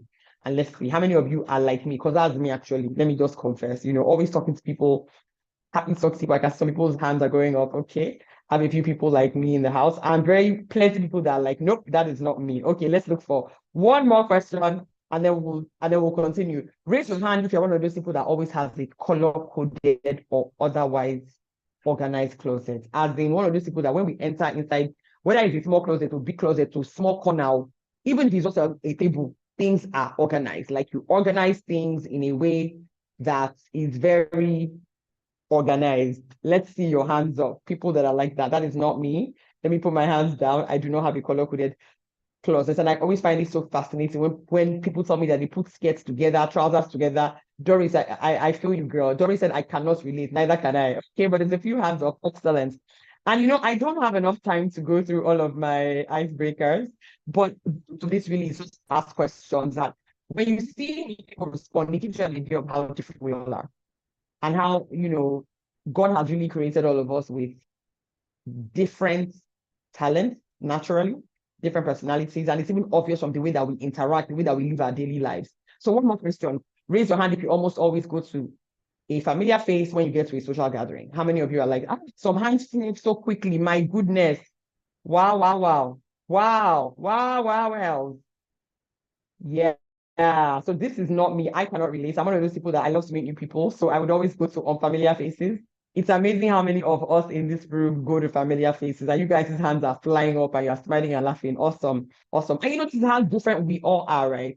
And so it's very, very important on your journey to leadership that you not just understand yourself, but you obviously also understand others as well. Because for you to lead people, you not only have to understand yourself, you also have to understand that we are all wired differently. And part of being a leader is being able to put the right people in the right holes. So if you have square pegs, put them in square holes. Don't put them in round holes, because leadership is a responsibility. So it's quite important that you don't try to force people to be who they are not. You're trying to bang a square peg inside a round hole can really give you and the peg a big fat headache. And as leaders, you want to be able to achieve your goals, right? It's not talk a little bit about who you are. And I'm sure that you have done quite a lot of this because you've been on this program now for a while. And I'm so happy to hear that, because it's not just like a one-day thing. You've intensely gone through different things and you've learned different things. But I want to start by asking you who you are. And when I talk about who you are, I like to look at it from different perspectives, right? Starting with what your natural gifts and talents are. What are those things that you've just been naturally gifted with by God? You didn't make any effort, it's just who you are. Are you an introvert? Are you an extrovert? We kind of saw a glimpse of that with the last question. The people that tend to go towards more familiar faces tend to be more introverted than those that kind of just want to spread their wings and meet all kinds of new people. What energizes you and what drains you? Extremely important. I have found this to be life-saving, not just for myself, but for many people as well. What do you love and what do you hate? Not what your parents, your mentor, whoever, your teachers love. What do you love and what do you hate? And what are your strengths and what are your weaknesses, right? So these are some of the pointers into who you are. Now, before you can effectively lead others, you must first understand and lead yourself. So if you don't understand yourself and learn how to lead yourself, after you've understood yourself, then there's a problem. Because leadership really begins with self-awareness, which ultimately leads to self-mastery. So when you become aware of yourself, how you behave, just different things about yourself, the kind of environments that charge you up versus the ones that drain you, the kind of things that you love and hate, all of that stuff. Ultimately, when you have that awareness, then it can become self-mastery. And when you've mastered yourself, then you are on very high levels. Now, I really love these two quotes. One is by Socrates and one is by Shakespeare. I'm sure we've all heard them before. One is by Socrates saying, to know thyself is the beginning of wisdom. It sounds so simple, but it is so important and it's so deep. The other one is, this is one of my absolute favorites. It's by Shakespeare, and it says, "To thine own self be true," aka to thyself be true. Be true to yourself. So you can package, you can pretend, and I'm glad that we're in an I values leadership class, so we're not doing that. But you have to really be intentional. As you grow older, you rise, whether it's in your career or in your business or whatever it is that you do, that you must always be true to yourself. And being true to yourself does not mean that you are badly behaved or you're disrespecting anybody. It just means that you know your own values, you know your personality, you know what makes you tick, you know your talents, and you're being extremely true to what God has naturally endowed you with. Now, there's an assessment I want all of you to take. Renika, if you could please help right now, pop it in the chat box, even though I think I have it as well. If you guys have never taken the Myers-Briggs type indicator assessment, please take it. It's 16personalities.com. Popped it into the chat box. It's a free assessment and it's a phenomenal assessment. There's many assessments, but I tried to find the one that is free and will also, send the message home, because I think it's very, very important for you, if you haven't already, to just do something that would help you put to words how you are wired. And you don't have to agree with every single thing that it says, but I find that most people tend to agree with almost everything that it says. Now, what is this assessment doing, right? It's telling you about your personality. Why is this important? Remember that we said, in order for you to be able to lead anybody, you must first lead yourself. In order for you to lead yourself, you must understand yourself, because what works for person A might not work for person B. So for instance, if you are more extroverted, what works for you might not work for somebody that's more introverted. If you are somebody, who is more thinking than feeling, what works for the feeling person might not work for you. And so it's important that you know yourself so that you can master yourself and know how to handle things. Now, the first thing that it kind of assesses is more extroverted versus more introverted. Now, remember that this is a spectrum, it's a scale, right? So you can't really be 100% of anything, but you'll be more of something than not, right? So I call myself a full-fledged extrovert because my scale of extroversion is a lot more than my scale of introversion, right? And so what is it really to even be extroverted versus introverted? Like Monica mentioned it earlier, she gets a lot of energy from just kind of being alone, being at home, all of that. People like me, I can get energy from being at home, but I get energy from interacting with people, right? I love fast-paced environments, I love to meet people. Like if I'm tired and I'm drained and I get into a large hall full of human beings, I suddenly get energy. Meanwhile, somebody who's more introverted might even get even more drained by seeing all those people, right? And that's why sometimes introverted people prefer to connect with people that they already know, which is why when you get to an event, you'd rather go to somebody that you're familiar with. All right, the next one is how you take information. Extremely important, extremely. The next one is how you make your decisions. So sorry, just a second. Yeah, so are you more thinking or are you more feeling? And the last one is how do you prefer to live your outer life? Are you more judging or are you more perceiving? And so if you take that assessment, it kind of explains all of this good stuff to you. And it really comes up with the fact that there's 16 different types of personalities, right? And when you do yours, you will see the one that it says that you are, and you can read the reports and it really give you insights. Now, Myers-Briggs is one that I like.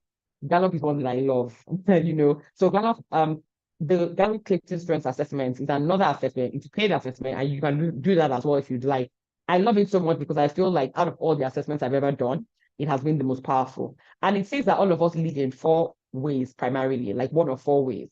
And don't forget that I said that these things are a spectrum, right? So you won't really be 100% of anything, but you are more of one thing than the other. So you either lead by executing, you lead by influencing, you lead by relationship building, or you lead by strategic thinking. Now, can you imagine somebody who, let's say, leads by strategic thinking?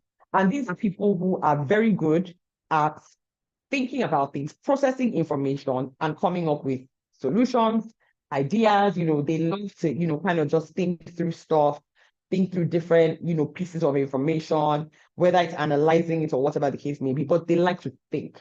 They get energized by thinking, because we actually get energized by the things that we're naturally good at, so they love, to come up with all kinds of different ideas after that. Now, imagine that kind of a person who leads in that way and who is primarily functions in that way, having a role that has to do with nothing but executing. And all they have to do is do. Now, we need all these people, right? But not everybody falls into all these 4 categories. So you have some people who might be able to do multiple, but a lot of people are not able to do multiple. And so what you find is that if you are not true to yourself, like with my previous quotes, you might find yourself in a situation, in a job, in something that maybe you shouldn't have taken, but because you thought that you just could, you're just winging it. You can't wing it in life. It's very important that as a leader, that you understand yourself so that you can even communicate better. Now, this doesn't mean that you cannot achieve different goals with each of these ways of operating. But what it just means is that you need to be intentional about who you are and now know how you will apply yourself to your life based off of who you naturally have been wired to be, right? So if you lead with relationship building as an example, and you love to bring people together, you love to, keep the team together. You're the kind of person that when you're working on a team, it just gives you life. You know how to nurture within an organization, and you're in a very high cutthroat environment where nobody's really interested in getting to know anybody. You just want to get the work done. That's going to stress your life out a lot, right? So it's important that you know yourself, and I can give so many more examples. Okay, so let me tell you what Gallup defines a talent as, because I think many of us have been conditioned to believe that a talent is something that you can always physically see, so you can sing, you can dance, you can draw, you're athletics, but there are so many things that are not in those buckets physically and are also talents. And what are some of these things, right? So a talent, according to Gallup, and I love the definition, is a naturally recurring pattern of thoughts, feeling, or behavior that can be productively applied. So any naturally recurring pattern of thoughts, feeling, or behavior that you have that can be applied productively is a talent. And what are some of these examples, right? So people like the ones that we spoke about during like the first question, what we said, you just talk to people everywhere you go. You effortlessly and instinctively start conversations. You just like to start conversations with zero effort. It just comes naturally to you. Nobody will have to ask you anything. You are just ready to start conversations. Another example of a talent is thinking in an orderly in an orderly or timely manner. So those people that we were saying, are very good at organizing, whether it's their clothes, their books, or whatever. Another one is easily and naturally influencing others. I know you've been talking a lot about influence and influence being a part of leadership, but there are some people who very, very naturally influence others. Like they don't need to go to school for training. If they go for training, they'll be better, but naturally they just know how to influence others. And you see it sometimes in children, right? You see a group of children and you just see one there that seems to be calling the shots. That person is one of those people that is talented with easily and naturally influencing others. Another one is seeing patterns in data, right? Some people are very, very naturally gifted and talented in just seeing patterns in data, consistently having a positive outlook on life. It doesn't matter what's going on. You see the positive sides of every single thing. Thriving under pressure is another one. Making others laugh is another one. And there's so many more, but these are just a few examples. And I'm sure that some of you will be able to relate with some of these. Now, back to my point about, you understanding yourself better so that you can even invest in yourself and ultimately dominate as a leader. When you take that your natural way of thinking, feeling, or behavior, which is your talent, your natural talent, and you begin to invest in it, you are practicing, you are developing your skills, you are building your knowledge base, it then becomes a strength. So we're not born with strengths, we're born with talents in their raw form. So if you're intentional about developing your talent, it then becomes a strength. And so there's a lot of intentionality that comes with you being a leader, and it's just for yourself. And I like what one of the previous students had said about some of these things. It's not really about you half the time. It's actually about other people. So if you're going to be leading people, you need to be able to help them become their best selves. And how do you help them become their best selves if you don't even know who you are? If you don't spend time actually investing in yourself to become your best self. In fact, for some leaders, seeing people as their best self is intimidating because they have not gotten to the level of awareness where they have even begun to develop themselves, right? So it's very important that if you want to truly be an exceptional leader, they are very, very intentional about, discovering this in yourself, developing it in yourself, and also doing the same for others. All right, so like I mentioned briefly earlier, this is my 4-step framework really, and it's interesting because I think about 3 of these is also in Morenica's, but really for me, these are the 4 steps. So first, you need to discover what your talents are. Second of all, you need to intentionally deploy them. And what is deploying? It means that you're using it, right? So you're constantly using it, whether it's through volunteering or it's through working or whatever. Next, you are developing it, which is what we just said. You are intentionally taking your talents and you are building skills, you are building knowledge around it. And as you keep doing that, and this is a journey, don't forget, so it's not overnight, you then ultimately dominate. And there are many people that we know who, when you think about that person's name, something comes to mind that they have dominated in. These people tend to be people that have been very, very intentional in their journey of leadership. So I'm going to ask you a very few questions before we continue. And I'm going to just put them all on the screen at the same time because of time, because we don't really have much time. And I want you to just take a picture of this or do a screenshot and take your time after this session and ask yourself. Some of them you might have already answered during the, course of your course. But some of them you might not have answered. And the first one is all about what burdens you. As a leader, you must know what burdens you, what pains you. What I don't really care where in the world you live. There's something that burdens you.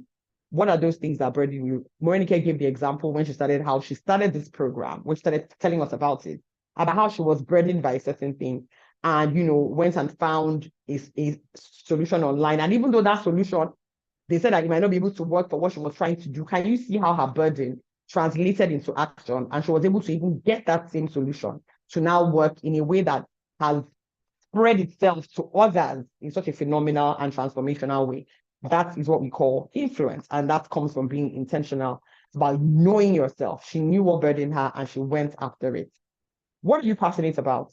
What energizes you? What drains you? This question for me is extremely important. And I'd like you to be very, very, conscious about on a daily basis, all the things that you do, which things energize you and which things drain you, and how you can do more of the things that energize you to charge you so that you can then spend some time doing the things that drain you, because we can't always do only things that energize us. We live in the real world and you can't just do the things that you love to do.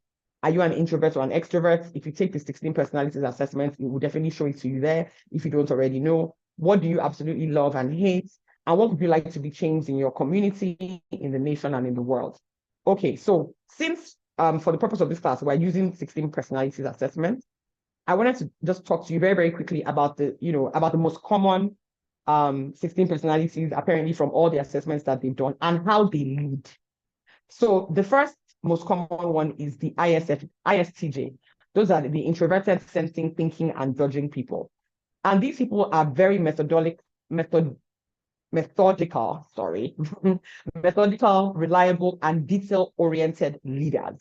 Some of you already know them. You know these kind of people that they always rely on practicality and analytical skills to make decisions. They don't want you to just come and tell them that you felt a certain way. They need data. They need information so that they can analyze it and make decisions. They prefer to lead by example and they demonstrate competence and all of that. So those are those people that are ISTJs. And when you guys take the assessment, you will see what your own is, and you can begin to research how you lead and see if it connects with you.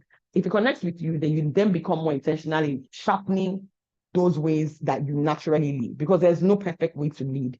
It's just about understanding what you're doing and making sure that you're applying how you are wired to that situation. The next one is ISFJ, which are the introverted, sensing, feeling, and judging. These people are super compassionate and supportive and empathetic leaders, the ones that whenever you have an issue, they listen to you, they're happy to communicate, they give you their empathy, they understand, and they love harmonious situations. Now, if you lead with ISFJ, or if you are an ISFJ personality, working or leading in a very unharmonious environment is going to stress the life out of you. It's going to make you feel like you're not competent. It's going to make you feel like you don't know what you're doing, because that environment is just not for people like you, okay? And so it's important that when you know this, even if you're already in that environment, you now know how to manage yourself better, knowing that the reason why you are stressed is because this is quite an unharmonious environment and you actually thrive on harmony.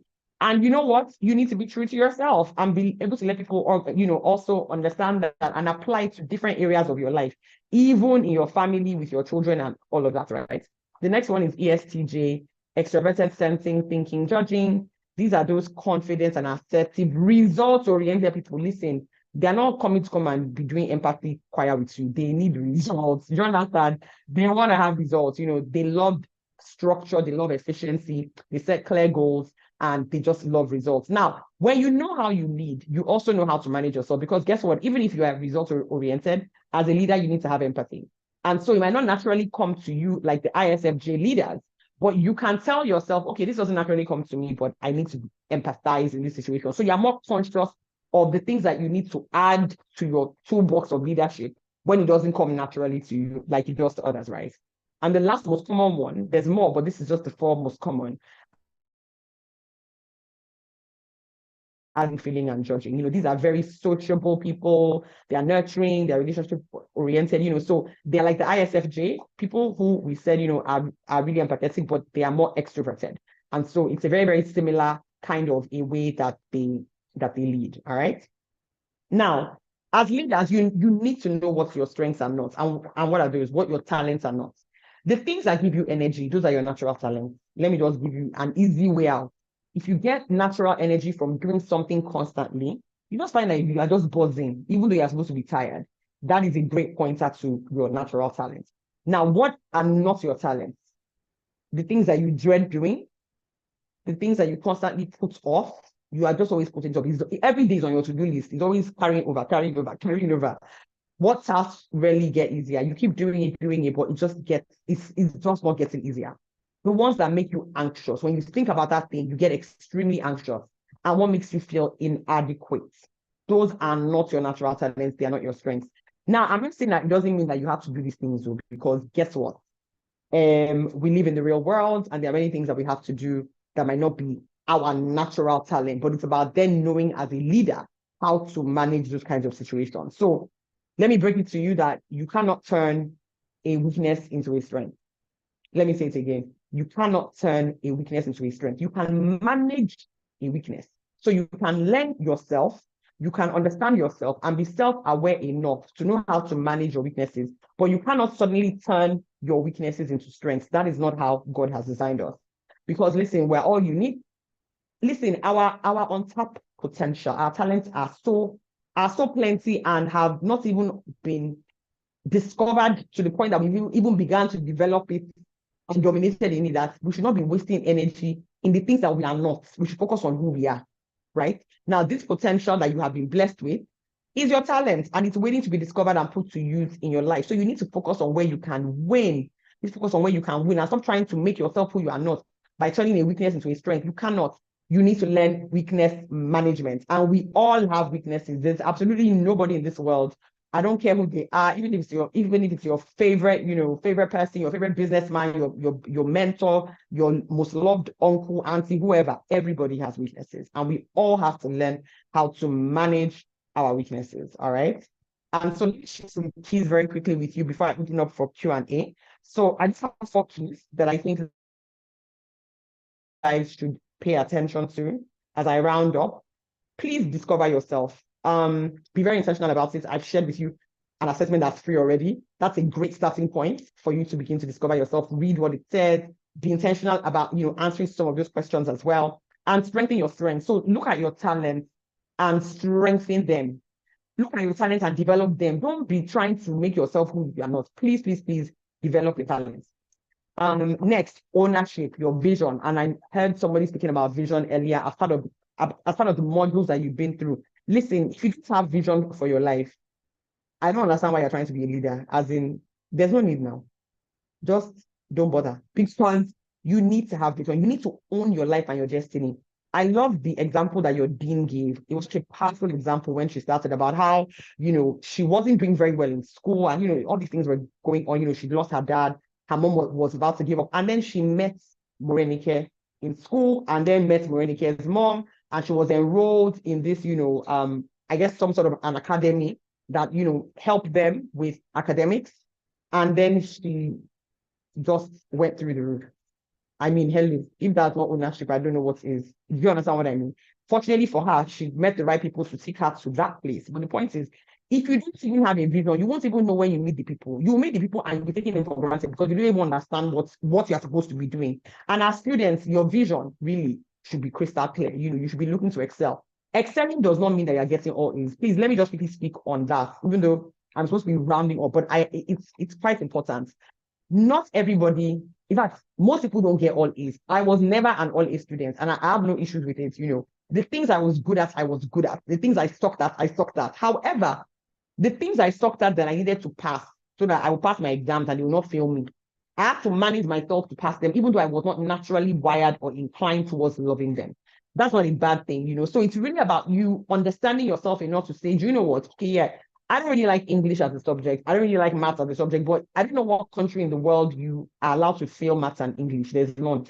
Well, let me not say English because countries have different languages, but even countries with first languages, language is a big deal in every country. And so it's very important that you understand that even if you don't love it, you have to pass it. So how do you get yourself to the point where, okay, I might not be getting an A, but at least I'm not failing it. Don't get a D and don't get an F, Get the grade that is your best ability in the subjects. I always say that to my children. It's all about you fulfilling your potential in each subject, right? So your potential might not be an A, but do your best. If your best is a B or a C, it's fine because those are not failing marks. But don't now, just say, oh, I don't like it and that's it. And also don't think that you must get all A's. Some people will get all A's even if they don't go to class. I remember in secondary school in this very same QC, I had some friends. I mean, even if they were not listening in class, they would still get an A in certain subjects. As long as they're not listening, we still wouldn't, right? So understand your self-ownership, take vision of your life. People, I already spoke about them as I was, giving my spiel about the grades. Friends, mentor, support. Your dean had a fantastic example. Look at that. She met a friend in school. Look at how that friend was able to help her fulfill her own leadership, fulfill her own vision and all of that. You can't do it alone. You need people, you need friends, mentors, and support. And all of you that have been through this program, ideally, you should be telling your friends about it so that they also sign up because it looks like you got a lot of value from it, right? And the last key, invest in yourself. And when I say that, I don't necessarily mean money. It's even time. You sitting here today is investing in yourself. You are investing time, and time is money. Your personal development is extremely important. What is your destination and how do you get there? Yes, you want to be a leader, but that's vague. A leader in what? A leader how? Do you understand? What kind of leader are you trying to be? And how do you get there? What kind of classes do you need to take? You've taken this one now, it's beautiful. What else do you need to do? And invest in yourself. Please don't waste your money and your time on things that are time wasters. Monica already gave the example earlier about, just and bears and, things. Yes, it's okay for you to enjoy yourself every now and then. It's okay for you to pay for makeup every now and then and, support your friends, but do not use all of your money on things that don't bring you any long-term value when you can be investing in yourself with that exact same money. All right. And so that's it from me. Thank you so much for listening. Let's see if you have any questions. Does anybody have any questions? I think I have about, let me see, 3 more minutes to take questions. Any questions? The Yay, floor is thank you open. so much. Yes, so I have 2 questions here on Slido. If you have any more, quickly send. But yes, first, thank you. This was a lot. This was so much value, and I just kept shaking my head like, oh my goodness. Conversations 2020, we took the 16 personality assessment. And so I just went to my email and typed 16 personalities and my result came out. And when you were explaining the result and harmony, I was just laughing because I was like, oh my goodness, this is me.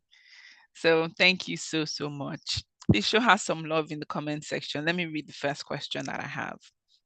It says, I am an introvert, but sometimes I just wish I could make more friends and meet more people, especially in gatherings. How can I achieve this?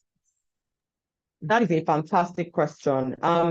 First of all, please let's remember that who we are is not a label that we should use in a way that doesn't kind of optimize our lives, right? So building relationships, friendships, all of that is like a natural part of life. Introverts have great friendships, extroverts have great friendships. But to your question, which I think is very important for introverts to hear. So if I use myself as an example and my introverted friends, I can go to an event and meet 100 people, right? Those 100 people are not my friends. My introverted people are actually better at making friends because what tends to happen with introverts, if you are, of course, is first of all, when you understand yourself and you want to make friends, where are you going to make the friends? If you, let's say that you're going to like a large event and you know you're going to be intimidated, take a friend with you. Ask a friend to meet you there because you'll be more comfortable if you have a familiar face. Now, when you're making friends, you are making friends with intentionality. So get energy from making friends. So it's not necessarily very, very intentional. In fact, I can tell you, let me just not go there because if I do, we will not leave. I have so many examples of so many people I've met and I've done nothing with them, right? It's important that when you know that you want to make friends, ask yourself why. What kind of people? For instance, this class that you are in is a perfect place to make friends because these are people that already have similar values to you. Do you understand? And so I think that as an introvert, you are actually better at long-term, impactful friendships. But you just have to decide, okay, so what kind of friend am I trying to make? And don't look at extroverts and think, oh, I wish I was like them and could make friends like them. No, because you don't even know, are they really making those friends? Are those people actually friends or are they just acquaintances to them? And so I think that you need to determine, first of all, what kind of friends you want to make. And this is a good place for you to start because there are so many people here already that you can begin to connect with. And remember that if you're going anywhere that has a lot of people and you want to maybe meet people there, always, always, always use that tool that many introverts use, which is either going with somebody that they already know, a familiar person, or meeting a familiar person there so that it helps them settle easier. Thank you. Awesome. Awesome. Okay, so the next question I have here is leadership. Is leadership learned or is it a natural ability? You know, because some say some are born leaders and some are leaders made or born and ops. Can you speak to that? Okay. So honestly, first of all, I think that there's different levels of leadership. I don't think everybody is called to be the class captain. Everybody is called to be the CEO. Everybody is called to be the president, you know, which many people view as the ultimate level of leadership. But the truth is we are all leaders one way or the other. Mm-hmm. And you have to see, even if you don't have some things that maybe innately are more wired towards you being a leader, you have to lead in life to be successful. You have to lead yourself, right? You have to lead at some point. If you decide to get married and have children, even if you know you are not the so-called leader in the house, you have to lead your family, right?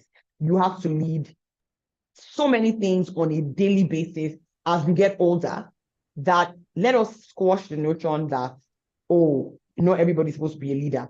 I think what people actually mean to say is that not everybody is meant to be like the pinnacle, right? Which is, oh, not everybody is meant to be the CEO. Not everybody can be the class captain. And not everybody can, you know, be the president. And not everybody can be the minister, right? Some people actually are better in supporting roles. But even in those supporting roles, you are leading, because you cannot be in a supporting role when you are supporting a very high level leader and you're not leading anybody. Is that going to go and lead all of them? You know what I mean? For those of you that work here, you know how many times, even though you are not the CEO of your organization, if you're not the manager of your team, you are leading people either within your team or external people. Sometimes you have to lead vendors, sometimes you have to lead customers, right? So let's just agree that everybody has to lead in one form or the other. The forms of leadership obviously differ, but we all have to lead and we all have it in us to lead. I'm going to answer like that. Awesome. Awesome. Okay, any more questions? Thank you so much for your responses. I do not see any other questions. Okay, I have one more, and that's the last one we are taking. It says, how do you manage your weaknesses that it doesn't clash with developing your strengths? And please talk more on investing on yourself. So that's the last question we're going to take. Okay, so that's two questions. So the first question about managing your weaknesses. Okay, so I am currently writing a teenager's version of my Unleash Your Superpowers book, and I've given a lot of examples in there because I realize that many people actually need to just understand what this whole thing about managing your weaknesses is. So I'm trying to think about which of my many examples to give to this class. What is the average age of people in the room? So we have That a will good help me. number, about at least from people that registered, not even just people that are here. From the registration I saw, we had a good number of people between the ages of 16 to 24 and then 24 to Okay, great. 29. Those were like the chunk of Okay. registrations. Okay, great. Okay, so I'm going to use like a school example, right? So I am the kind of person that, because I'm very extroverted and I get energy from people, I don't do well in long lectures where they're just talking at me. You know, so when it's teacher is just talking, and there's no interaction, it drains me to no end. In fact, it made me realize why I used to get restless in class in secondary school and primary school, and maybe I'll be talking and it'll be like, you talk too much. But it's because I was literally like just looking for stimulation because I'm an extrovert. And so a way of managing that I learned when I was younger, but I didn't even realize that it was a thing until I got older, is, so let's say that do an assignment in a class where all they do is they don't be talking at me. Half the time I don't even understand what they're saying, but I need to pass the class. And we have these assignments to do, and I really don't understand it. Group work for somebody like me was excellent. So I would find people who they love the class. This class was their natural thing. You know, they clearly had a talent towards it or an inclination towards that class. And we can form a group together to kind of work on the assignment. Now, if it's a group assignment, I'm very happy because that's what I love the most. But most times it wasn't a group assignment, especially in secondary school. You are meant to do it alone. So I would find interacting with other people, whether it was my sister, at home. If it's a subject that maybe I know that my mom or like my dad understood, I would talk to them about it and talking to them about that thing made it speak more and help me understand getting my assignments done than me just reading through my notes by myself because of how I am wired. So I'm not good at just sitting and reading through long notes. Oh my goodness. In fact, all those kind of classes, I drop them. Once I could drop classes, I drop them. And so part of managing your weaknesses is also knowing what to stop. Because the truth is that you need to understand the kind of subjects that you should be spending your energy on, the kind of courses that you should be spending your energy on. Fortunately for you guys, you live in a time when there's so much available online. So if you want to take one type of a class, there's so many ways that same class is taught. So you take the class in the medium that works better for you. Some people have told me that they don't do very well with online classes. They prefer in person. So when they are personally developing themselves or making a plan, they look out for in person as opposed to online, or maybe something that's hybrid. Or if it's an online class and it has to be online, do you know what some of them do? They ask for meetups, right? So they say, oh, okay, and some of us in this class that are interested, can we meet up? So you notice that sometimes people are doing things that are a bit different just to manage how they are wired, so that they can also get the optimal value of that experience. So that's kind of one example of how you manage how you are wired that can seem like a weakness in a way that helps you still achieve your goals. And I have so many examples, but we don't have enough time. Now, so the last question about personal development. My personal development is something that I have taken extremely seriously and very personal for like the past 15 years. And it really just came from a place of identifying the things that I believed that I needed to sharpen in order for me to achieve many of the goals that I have. So like this vision, right? So what do you envision for your life? And how do you intend to get there? So let's say that you want to be, I don't know, you are currently a data analyst and you want to be maybe like the chief data officer, chief information officer, chief technology officer of your organization. You ask yourself, what courses do I need from being a data analyst to get to that point? First of all, leadership, right? Because the truth is, as you rise in your career, you will see that it's less about your knowledge of the subject matter than it is about your ability to actually lead people to achieve the goal in that subject matter. So that's what you will see sometimes in many organizations, the person that's even leading might not even have a degree in that thing, but the people that are working under them are the ones that have that expertise, but they're able to lead them to achieve the goal. So you have to have a conversation with yourself, ask yourself the direction that you're going, and then begin to look for courses that will move you in that direction. That's it.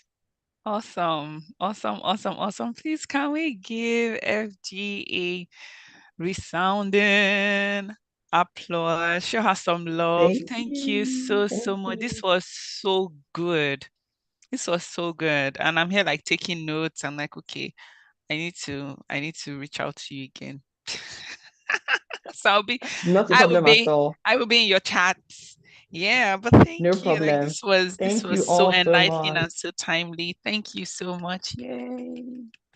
Thanks for having me. And I wish you guys all the best. you. Congratulations again. Thank you. Thank you. Thank you so much. Okay, let me move the pin. And then we are coming to the final bit of this event. How has it been so far? Do we need like 30 seconds to stretch? How's it been for you so far? You want to drop it in the comment section. This past session was power packed, was so good and so timely for me. And I'm going to take a lot, to go back to sit and truly focus on, what really, really energizes me and strengthens me, because harmony is a big deal for me. I didn't know how much how much of a big deal. I remember an inside joke my friends and I have. Thank you. My friends are here. My innest core, Kemi and I oh, okay, I'm looking at one screen, Raquel, and one of the things I used to say, is when they're like, oh, Rennie, this, I'm like, yeah, it makes sense. It doesn't make spirit, because somewhere inside of me, right, it's not flowing, it's not flowing, right? And I'm trying to pinpoint it. So I learned that word harmony. So even now at work, I'm not even looking for work-life balance. I'm looking for harmony in what I do, because this contribution, training the next generation, raising the next generation energizes me and gives me the fuel that powers my day. So I go to work and I'm like, oh, Ren, you're coming with, such a beautiful personality that I've woken up earlier to work on the design for a course or put this together or, done a training learning in the morning or something. That's what energizes me. So please take the time, take the questions, take the personality tests, and get the PhD in yourself. Like grow and develop and see. We're going to do life together, and I know that in a few years to come, I'll be like, oh, that's this person, and I start telling you, say that, oh, how I told you about Ebun's story that Ebun was a prayer point, some years back, 2019, begging her, Ebun, please, let us finish. You have it in you, you can do it.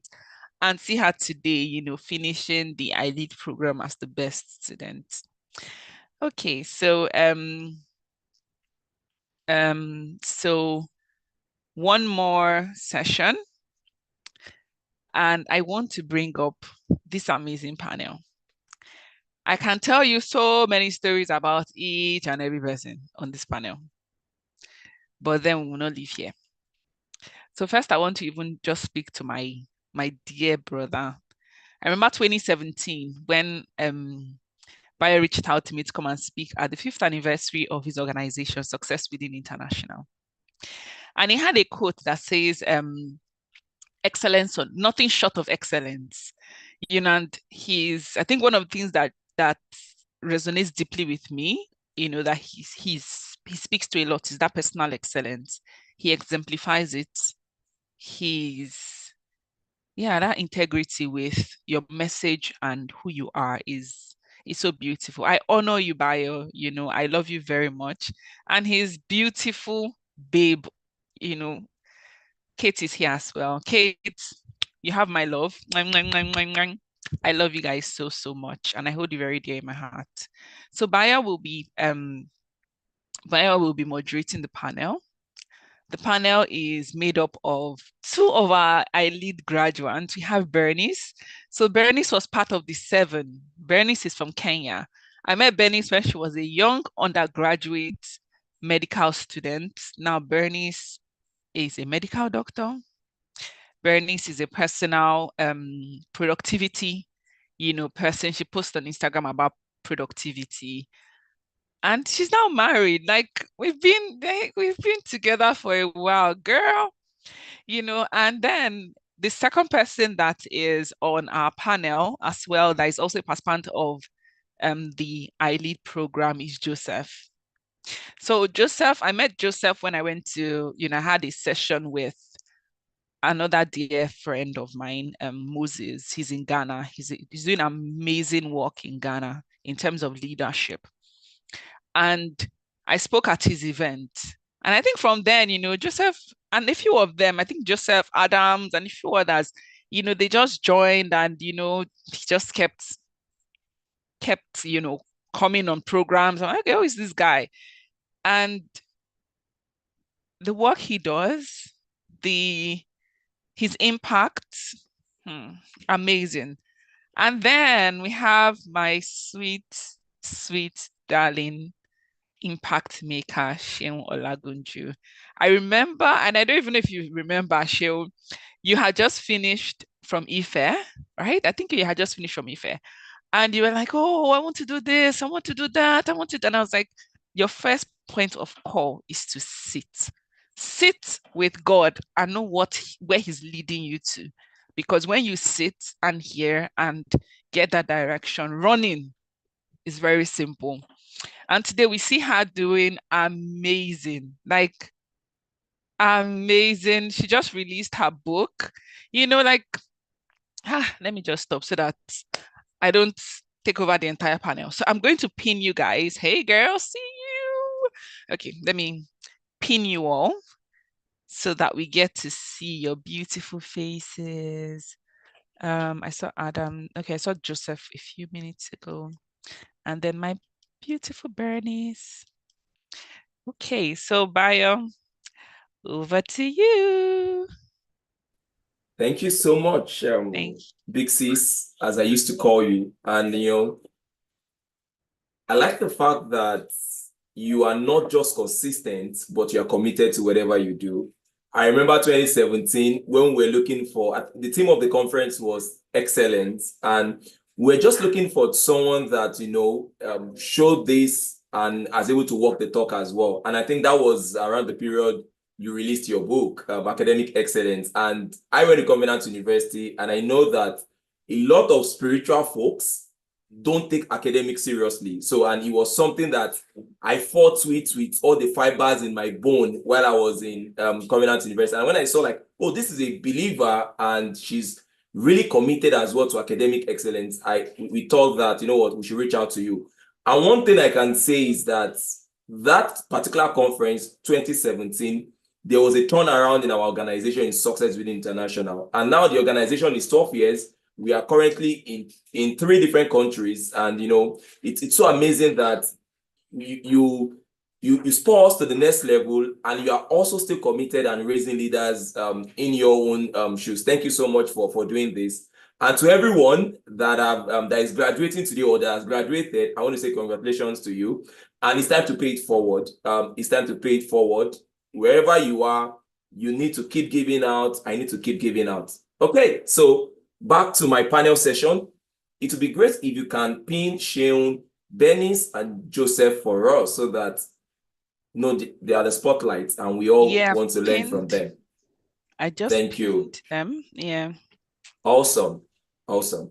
All right. So just before we start, I would just like to give each and everyone like a few minutes to just tell us something unique about you. So I'm going to start with Sheung because I like your smile. So Sheung, over to you. Just tell us something about yourself. Why is it me that you started from? Okay, I'll come back to the thank yous later, but for an introduction, my name is Sheung Olagunju. I got married it's not so far ago, but that's why there's like another surname added to my surname now, Lano. Okay. I live in Lagos, Nigeria, and I work in that field where we're always looking out for social problems, economic problems, and just trying to solve, create solutions to solving those problems. So I'm going to stop here and awesome. I'll pass everyone to go next. Thank you, Sheung. So Sheung loves problems. Just give Sheung problems, she's going to solve it for you. Thank you. All right, over to you, Bernice. Ladies first, Joseph, so don't worry. Okay, I hope you can all hear me. Yes, so I'm Bernice Muhati, a Kenyan, proudly so.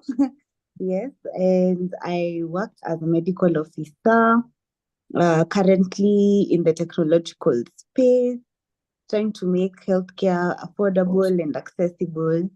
Yes, and I'm a personal development enthusiast, ventured into content creation, and yes, I a lover of God. Yes, I'm happy to be here. All right, thank you, Joseph. Sorry, thank you, Bernice. Okay, Joseph, over to you. All right, thank you very much for the opportunity.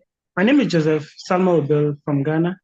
I'm a leader. I love to help people develop their skills and what they do. So I have a program which is called Monetize Your Hobby, where I try teaching people to discover who they are and find ways of making money out of that. And that's one of the things I love to do. I love to preach the word of God and share with people. And one thing that stands out with me is everywhere I go, I'm easily noticed, not because I'm just pushing myself around, but I always want to find a problem that is there and solve it. So basically that's me. I do public speaking and other things. Thank you. Awesome, Joseph. Thank you so much. So for everyone on the call, you can see that we are in for an amazing ride today. Okay, just a brief introduction about myself. I would like to start with my family, then move into 2 different aspects. So I'm based in Ontario, Canada. I have a very beautiful wife. My wife is really beautiful. Anytime we snap picture, people ignore me and focus on my wife. That way, your wife is so beautiful. And I have an amazing son. His name is Nathan. He's also so dear to my heart. And yes, so I said I was going to introduce myself in 2 different ways. Career-wise, I am a project manager. I currently work as a senior manager in the PMO space in Canada. I also consult for some organizations as regards new product launch like Kellogg's. Also, I have like 2 companies, one based in Nigeria just to help people transition into project management. And we just opened another one in Canada called Valid Point, basically to help immigrants land project management roles, data analytics, and tech generally. And also launching a new company in Nigeria in the next 4 days called Neko Consulting Pro. We just basically want to help SMEs in Nigeria to optimize their bottom line, which is their profit, using project management solutions called Neko Consulting Pro. And yes, in terms of purpose-driven life now, I call myself a personal excellence coach. I want everyone that comes in contact with me to succeed. And, I always say that I'm not going to do anything different. I'm just going to help you bring out what God has deposited in you to help you succeed. And when Okoyemi was speaking about courage, it was so strong, she came so strong at my heart, because you know what? When you try something, then you can say you've tried. But if you leave something without really trying, then that's actually what it means to actually fail. So yes, I'm here, and I look forward to getting to know all our panelists in a greater way. So I'm going to be starting with Joseph and Bernice, just because Joseph and Bernice are one of our graduates today. So I'm going to be starting with them. So I'm going through the iLead values. I will start with Joseph this time around. Going through the iLead values, which of these values do you say resonates with you? And can you tell us why? Okay, so I think 7 is one that stands out for me. And in the program, we call it the heart of leadership, the whole essence of leadership.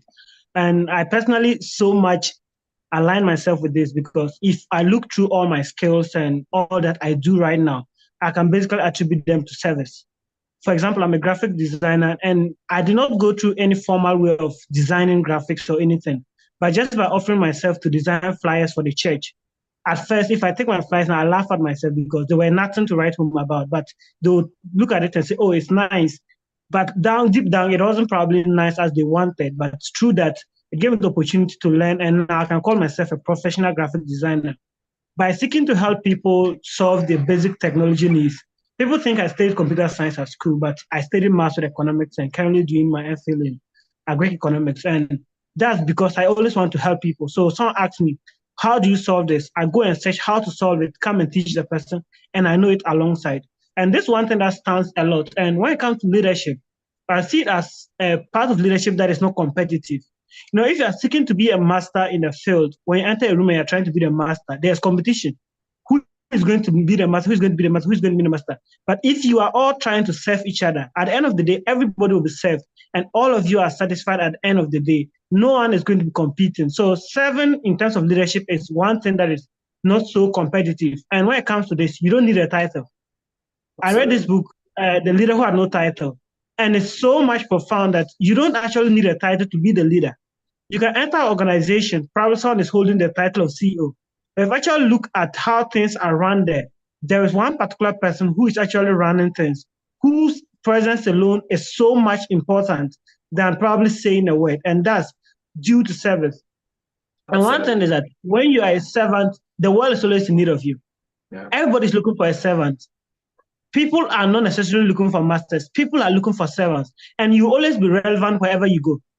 But if you are trying to be the master, there are points that you will not find yourself in. So service is one thing that stands so much, and you always had the benefiting end. As I mentioned, absolutely. The more you serve, the more you learn. And this stood out so much for me. And absolutely. Thank you. Thank you so much, Joseph. It just reminded me about a quote that this great man called Tony Roberts. He said, I'm only happy when I can do something for people. And it's so amazing that the greatest service we can give humanity is our service of our time, our service of our words, our service of our resources. So thank you for coming so strong and telling us about one of the iLead values. Of course, even though we are on this graduation call, we can just imagine what you guys have learned since February till now. So well done, and thank you for sharing that with us, Joseph. The power of service. All right, the medical doctor, then it's over to you. Okay. For me, the value that actually stood out was vision. And I'll just read a quote that I came across while we were doing the program. And it says that a vision is a picture of tomorrow that gives us passion for today. And I think this really hit home because, I mean, I don't know if your life is like mine, you're doing many things, there's a lot of, I mean, there are many things that are calling for your attention. If it's not at home, if it's not at work, work by itself is crazy, you know. Having work, the fact that I'm even working in a startup, and many other things. I mean, you're called to serve in church and other things that you're pursuing. And sometimes, as you go through life and the motions of life, if the vision is not in front of you, then it becomes very easy for me to be distracted, to lose focus, to stall, to just do things that are out of purpose, or what you should not really be doing. So I think for me, this value really stood out for me, because vision is almost everything. Like, we see it, you know where you're going, and now you can be able to get there. So yeah. I think that I like the quote you started with. You said vision is the picture of tomorrow, right? That gives passion for today. Is that the quote? Yes. That's really powerful. That's really powerful because when there is no vision, it means that there's just a rat race. And if someone calls you, oh, Sheon, are you going there? Oh, yes, I'm going. Sheon, are you going there? Yes, I'm going. Like, there's no direction. And it's so powerful because I think vision is actually the starting point. If you don't have a vision, your service cannot actually be, you cannot have, there's this quote that says that the greatest mystery that can befall a man is to effectively do what is not expected to do. So the greatest mystery that can befall a man is to actually do effectively well what is not expected to do at all. But vision just helps you set that direction so that your service, your courage is basically in the right path. Oh, amazing. Thank you so much, Joseph. Thank you so much, Bernice, for sharing that. And to my sister, Sheon, I have a different question for you. I would like to ask you that what actually inspired you to be involved in youth development, and what experiences have shaped your journey in this field of the development school? Thanks for asking that question, Bio, and thanks everyone. First of all, I want to say a very big thank you to Mrs. Rainey, because she's been very instrumental to my own growth as well. And I'm just very, very, very honored to be on this call today. So the development school just started which year? Started like 2023. It's relatively new. But my journey in youth development, change making started when I was 19 years old. Wow. Like, I just finished from Obafemi Awolowo University. Me, I'm not a QCOG like everybody has been saying on this call, but I did study in Ife, and I studied English language. So like I would usually say, when you study a course like English, you are in a bit of a fix when you're graduating, because you're not quite sure what to do with the degree. Like Bernice, she's studying medicine, we're already calling her a doctor, right? Or maybe you're done. If you study law, even if you're not practicing, when people ask you what you're doing, you say I'm a lawyer. But English, like, what are you doing? What do you do? They're like, I don't know. I have an answer. English teacher. It was just a bit of a fix for me. I wasn't sure. But one thing that I had at that time was empathy. And I had like a lot of foodstuffs that I had left from school. I didn't want to bring them back to Lagos. So I took them to an orphanage that was in a town very close to where I studied in Muro. And I just went there to donate.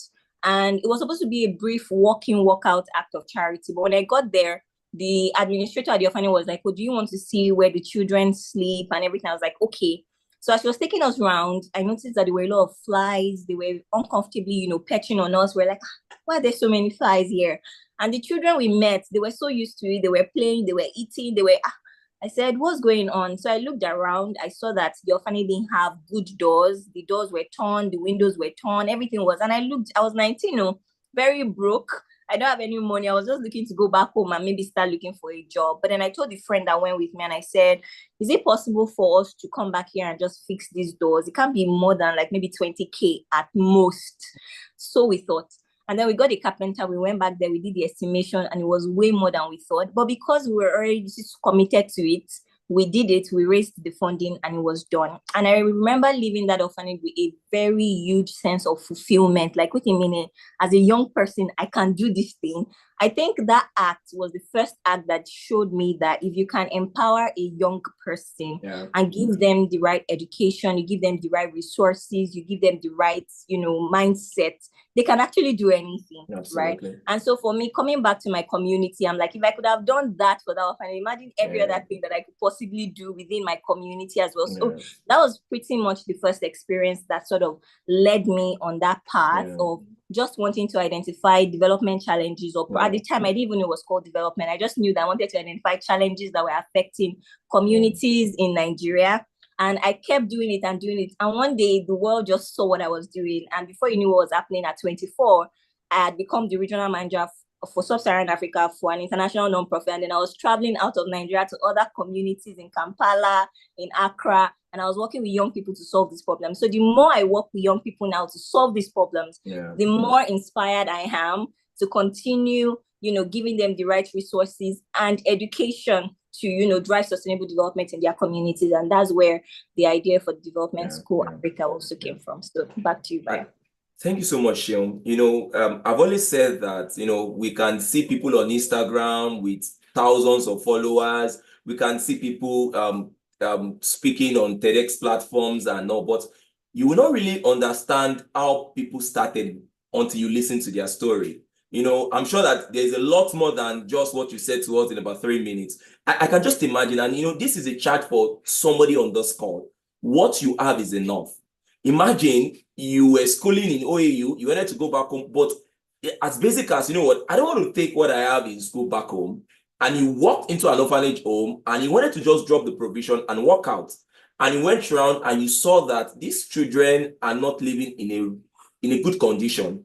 And you took that first step without thinking about the resources, and see how big God has elevated you. And the amazing part is that, this is just the beginning, and it's the beginning because, of course, as believers, the path of the just is like a shining light. I keep getting brighter and brighter. So thank you so much for sharing this story. And for somebody on this call, what that thing you want to do, just go ahead and do it.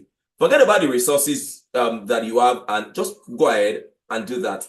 Thank you so much, Shion, for sharing this story. I'm coming back to you again. All right. So, Benis, to you, what can you say the role of mentorship is in youth development? When you hear the word mentorship, I understand that we are in this world that everybody wants, I want a mentor, without really understanding what mentorship is. But, for someone that has gone through this iLead school, I would assume that, or I will know, and I believe that you really know the impact of mentorship in your youth development. So back to you, Benis. Okay. I think mentorship in the life of not just a young person, but in the life of anyone is really crucial, because I, for one, giving my own example, having met Morenike, Coach Morenike, Vincent, actually on social media, as I was just scrolling through social media and wanting to be excellent in my studies, but I wasn't finding any material speaking on like academic excellence and whatnot. This is like way back in 2017. I think I was a fourth year student in medical school, and having encountered her and having her mentor me, just by watching her life, really, even before listening to what she had to say, opened to me a world of possibilities. So with the mentors that I have interacted with, either on a one-on-one basis or by just following them closely, is number one, my mentality has shifted. You can see they mirror possibilities really for us as young people. And one of it, for example, was now the academic excellence. It's occurred to me that, okay, I can do this work, because then we were going to the wards, we had classes, there was a lot that goes on in medical school. And so just taking it as, I'm doing this as unto God, and I'm doing it to the best of my ability, regardless of what anyone else around me is doing. Whether or not I get the A whether or not I'm the top student, but I know that I have put in my best efforts. Like before God, I can wash my hands and say, like Pontius Pilate, you wash your hands clean. I mean, so the number one, that is mirroring of possibilities, and also the guidance that they give, because from them we learn what they did that did not work. Yeah. And therefore it helps us avoid some of the pitfalls that are ahead. And then the other thing is we learn what has worked for them, and we keep doing as we follow them. Sort of how, because I'm a believer, how Paul was saying, follow me as I follow Christ. It makes life really easier. Yeah. Thank you for this. You shared on two powerful points. The first one, you called it mentorship helps mirror possibilities. For me, I will call it possibility mentality. They let you know that it is possible. You know what? And you also share that they share with you their experience. I heard a quote. I once heard a quote, and the quote goes doors. It says that if you always want to learn from your own personal experience, then you are a fool. Apologies that quote is a bit strong, but it says that if you always want to learn from yourself, you are a fool, because it's going to take you a long time to go on a journey. Rather, learn on people's experiences, either by going for a program or even reading books. It's as powerful as Bishop Davido Ideku once said that when he wanted to start his ministry, he read about 40 biographies of people, of evangelists, of pastors, of apostles. No wonder Living Faith Church is different amongst every other commission. So it's so important to have mentors so that you can see how things work, and things that have not worked, you can skip that part and then proceed on to how things work. Thank you for sharing that, Bernice. Mentor mirror possibilities. Thank you. All right, Joseph, I'm coming to you. And after this, I have just one round of questions for everyone just to keep to time. Okay, Joseph, I can see from your profile that you founded Yabzor Foundation, and this has basically helped people to foster education on career path, digital literacy, and entrepreneurship. It's very good to come to this kind of programs and be pumped up, but also I want people on this call to also know that it's not every time that we have things very easy. Can you share one of your challenges so far you've experienced starting the Yabzor Foundation, and what was this challenge? What did you do, and what is the result like? All right, thank you very much, Bayo. And before I speak on that, I want to add something to what Benny just shared. And it's a quote by John C. Maxwell. It says that it is said, a wise person learns from his mistake. A wiser learns from the mistake of others, but the wisest learn from the successes of others. And this is so profound. This can be in so many ways, by learning from their books and all those things. So to add that. Yeah, so with the Yabzor Foundation, in terms of the legal structure in Ghana, we've not had any legal structure yet. That's by registering or anything, but we still have our activities going on and all that. When we started, it was going to senior high schools to speak to the students on what we call tech outreach, teaching them about the possibilities that exist in tech. Because one thing I realized is that a lot of students out there are not aware of the possibilities or the career of the future. The careers that are in the minds of many young people now is what was the oil of maybe 2000. So the parents still think it's medical field, is law that are trending. They have other fields that are there, like technology and among others. And I always say, if I had known earlier, I studied computer science because of my skills and how easily I'm able to navigate there. And my research in undergraduate focused on that. So I realized that there's a need to let them know. And once you give them information, they're able to learn through it. So while on campus undergraduate, we were going from senior high school to senior high school to speak to the students on these things. And right after completing, I moved to a whole new location, far from where I was doing it, and I couldn't have my team with me. So the challenge was being able to reach out to the people that you are supposed to reach out to. You are not having them again. So what do I do? So we moved online. So that was last year, 1st to 4th January. We started what we call Monetize Your Hobby Online. We actually had a first session face-to-face. So we couldn't meet the people face-to-face, but we had to meet a different set of people. And these are those that we teach on how to monetize your hobby. So some of the programs, we have them on WhatsApp where we have the chat. People can come back later on and we will go through it. We have some on Google Meet and we record it and put on YouTube. And these are the ways that we're able to reach out to people. And there are plans that we still have ongoing. I'm yet to set up a more strong team so that we can work from all angles, how to reach out to more people, because it's getting more serious that we have a lot of people who are coming out, but they don't have what it takes to make the right choices. And in my research that I did, I realized that in the senior high schools, out of 100 students who participated, about 7 of them either had career and guidance on their campuses teaching them career guidance, or they had books that taught them the choices that exist. And this was so bad because how do they make the right choices if those information is not available to them? For someone like me, I came from a village where there was no computer. I had my first computer when I was in university, when I was going, and I had to force my mom to buy it for me.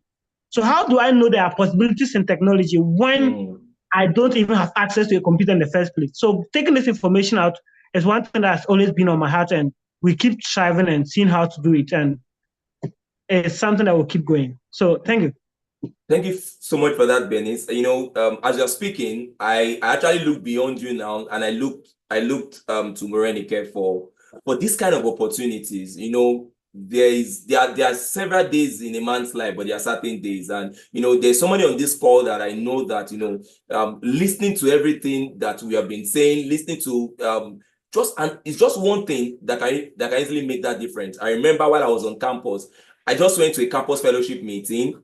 And, there was a lady there in that meeting. She just said that, she heard from the Holy Spirit that sometimes we can give ourselves names. Yes, God, my parent has named me Adebayo. Your parent has named you Joseph. Your parent has named you Benis. Your parent has named you Shion. That we can actually give ourselves name. And she said that, and she has a very, very small stature.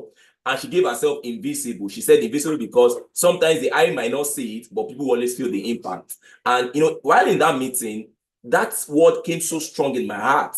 And then the Holy Spirit just said, just helped me, and I gave myself success. Like, that was the name. So a lot of people call me Success Bio. But in that meeting, that success just came to my mind. And ever since then, I've been so conscious of success that, even when I fail, I already look beyond that failure. So this meeting can be your own meeting to take something out of it. So thank you so much for sharing that, Joseph. So my last question to you, Sheon, is this. I'm still going to go back and read about Development Africa because, I particularly like the story you shared about how you started. And I want to just ask you, can you mention 3 things that, that has helped you thus far, from 19 years old to, I'm not going to ask for your age now, to your current age, consistency is not easy and commitment is not easy as well. So can you just tell us 3 things that that has helped you to get to where you are? Just 3. There are quite a lot. Thank you for emphasizing that. Just 3. I think the first thing that I'm going to say is I don't know how to put this in an adjective or like say this is it, but I would say God first of all. And that's because growing up, I struggled with something called low self-esteem. Some young people on this call might know it, but it is that state of mind where you currently or constantly see yourself as inferior and intimidated. You're intimidated by every other person. You see yourself as inferior to them. And for me, it also sort of like affected the things I did outwardly. So for whatever reason, in secondary school, I was the head girl. When I got into uni, they would make me something group assignment leader. In church, I was a minister. They were always giving me responsibilities. But because I was struggling with self-esteem issues, I always ran away from those responsibilities. Like, if you come into my classroom and you say, where's you won't find me because I'm either hiding under the table or I've gone to hide inside the restroom. Like, I was just always running. And it wasn't my fault. Like, if you put me in front of a crowd and you give me a microphone or something, my voice will be shaking, my hands will be shaking. So to just avoid that, I would just run. And then, like I said, when I was going to graduate from uni, I wasn't quite sure what I wanted to do. But one thing I knew that I had God. So I was always praying. And I was always asking God to just show me where he was leading me to and everything. And one of the ways that God speaks to me is to show me like an image. And the image he showed me then was of myself in front of like a crowd, like thousands of people. And I was just speaking to them. And every time they give me a responsibility, like come and lead prayer into, I will run away. And so one day I was like, how do I become the person that God has shown me if I keep running away from these responsibilities, right? And so one of the things that I had to do was to keep praying about it, asking God to send me images, asking God to make me courageous, asking God for all of those things, and then seeing the person that I've now turned out to be. On a normal day, I won't be here. I won't be speaking to you. I won't be on this call because I would have found a way to evade this particular invitation. But I'm here now because my voice is no longer shaking. My hands no longer shake. Even if they shake, I will still show up in front of you and I will still talk because nothing can happen, right?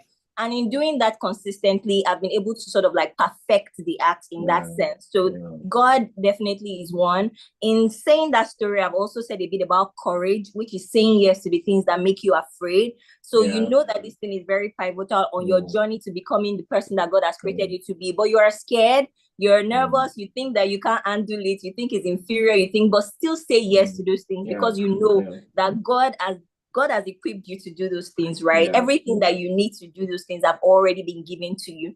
And then I think that in just to say the final thing, which is like what everybody else has also said here, would be the power of having an image. And in addition to everything Bernie said about having a mentor, I think that's something that they do to you as well. They just provide you an image. And images are so powerful because sometimes when they ask you what do you want to be, the only reason you can say I want to be a doctor is because you've seen that there's something like medicine. The only reason you can say I want to go into space is because you've seen somebody else. So if you've not seen it, it's always very hard for you to like visualize it or even become it. So in my own case, I didn't know that there was anything called development. I didn't study it in school. All I saw was an image of a friend speaking at the African Union, and she had this microphone in front of her. She had like a name tag in front of her, and she had Nigeria in front of her. And immediately I saw that image, I just saw myself there. I saw myself sitting at the United Nations. I saw myself sitting in Addis Ababa at the African Union. I'm like, this is it. And because I caught that image early on, it was very easy for me to then begin to do things that are now leading me towards that particular direction. So everything I've done is leading me there. But I started out because I saw an image of somebody that was already doing it as well. So those are the three things that I would just say. This is another keynote session entirely. Thank you so much for that, Shion. And without undermining have an image and courage, I want to expand on that God aspect, because it's so important that believers understand that the God is not just for the pastor. God is for you. I was in a meeting one day, and it was Morenike that hosted that meeting. And she asked in that meeting, this was I think 2011 or 2020. She asked in that meeting that, she said, who is God to you? She said, who is God to you? And that was what she asked. I can never forget that encounter. And she ran over by saying, you know what, amongst everything you see God as, a lot of people say God is my friend. He said, see God as your father. And he said, because God is your father, just think about your earthly father and, how much he cares and adore you. That's how God sees you. So God exactly has the template. He has your template. He has your end in mind. And because she was able to, see God beyond, he appears to me on Sunday. She created that personal relationship. God was able to show her the future in a picture. To say, you know what, you're going to be speaking to thousands, millions very soon of people. So for those people on this call, God is not just a template. He's your father. And he wants to show you how you want to end. So, build that intimate relationship with him so that, even when God shows you your picture, courage you automatically just erupt from somewhere. Thank you so much for that, Shion. Wow, thank you. I'm definitely connecting with you. All right, so Joseph, can you mention 3 things basically that has helped you thus far? Of course, looking at you that you have the Absorb Foundation, and even up till now, you still felt, you know what, I need to still come to this iLead program to learn. It shows humility, it shows passion for learning, and even much more. So can you mention 3 things that has helped you thus far? All right, thank you very much. And I think probably I'll just speak on what Sean spoke on. The first factor, God. You can never underestimate the God factor, because looking at where some of us, our backgrounds and all that, sometimes you see yourself doing certain things and you look at those who are around you and you imagine how we have been without God. And I always, this year I'm celebrating 10 years since I became born again. I was baptized in 2014, and it has been a great thing for me because it has been a God factor. If I take off the God factor, I'm literally not there because I can see all the examples of people who I was growing up with and those who went without the God factor. I can see where they are right now and where I am. So the God factor is definitely one thing. And the second thing I will speak on is self-development, the willingness to actually learn, the just being willing to learn and actually going into learn. People, I love to read a lot. And one thing I learned, I think from I choose that I added to my reading schedule was I read everywhere. There's no time I get within transit that I don't read. Yeah. When I'm in a car from what you call downfall in Nigeria, call it trotro in Ghana, from one location to another, it's so much time that I should waste probably pressing my phone or doing things. It's a time to read. Traveling 20 hours journey is a time to probably finish half a book or some mini books. And this is one thing that I don't actually joke with. And one thing I discovered in 2020 when I was playing was that when you have more, the more knowledge you have, the more you realize you don't know anything. Absolutely. And that is what will keep making you to learn. But when you get to the point where you feel like I know it, or that means you know nothing yet, you've not actually started developing yourself. So self-development is one other thing that I will actually speak on. And the third is also looking at who you are, learning from the skills that you have. How did you learn? And you imbibe it on others. One thing is problem solving. I'll just mention it against problem solving, trying to solve problems. That is who, when it comes to service, it's just about trying to solve problems. And the more you solve problems, the more you become very valuable to people. The more you solve problems, the more you become very essential to people because people have problems and they are looking for solutions. And when it comes to entrepreneurship, which I love to talk about, I always speak of the fact that you need to solve a problem. So I'm always looking for problems. And that's one thing about me. I enter a room, you are saying something, probably sometimes what I'm looking for is what problem is there? What problem is in the room? And how do you monetize this?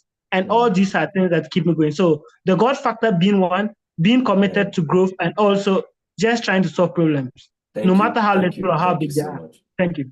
Thank you so much.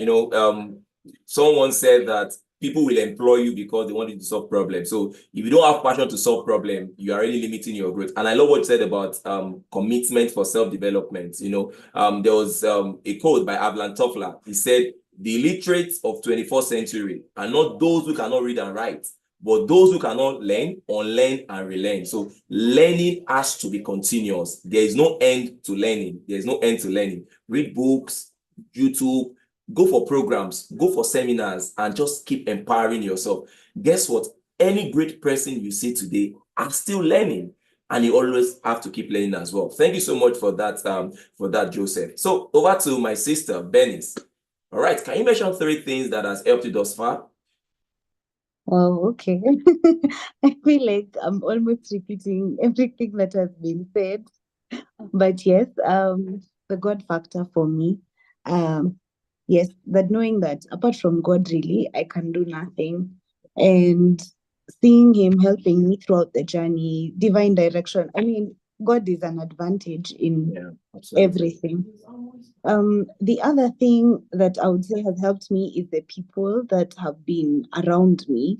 So that's in the form of mentors, what we're talking about before, the mentorship, the friends that I choose to put around me, and the family support that I have.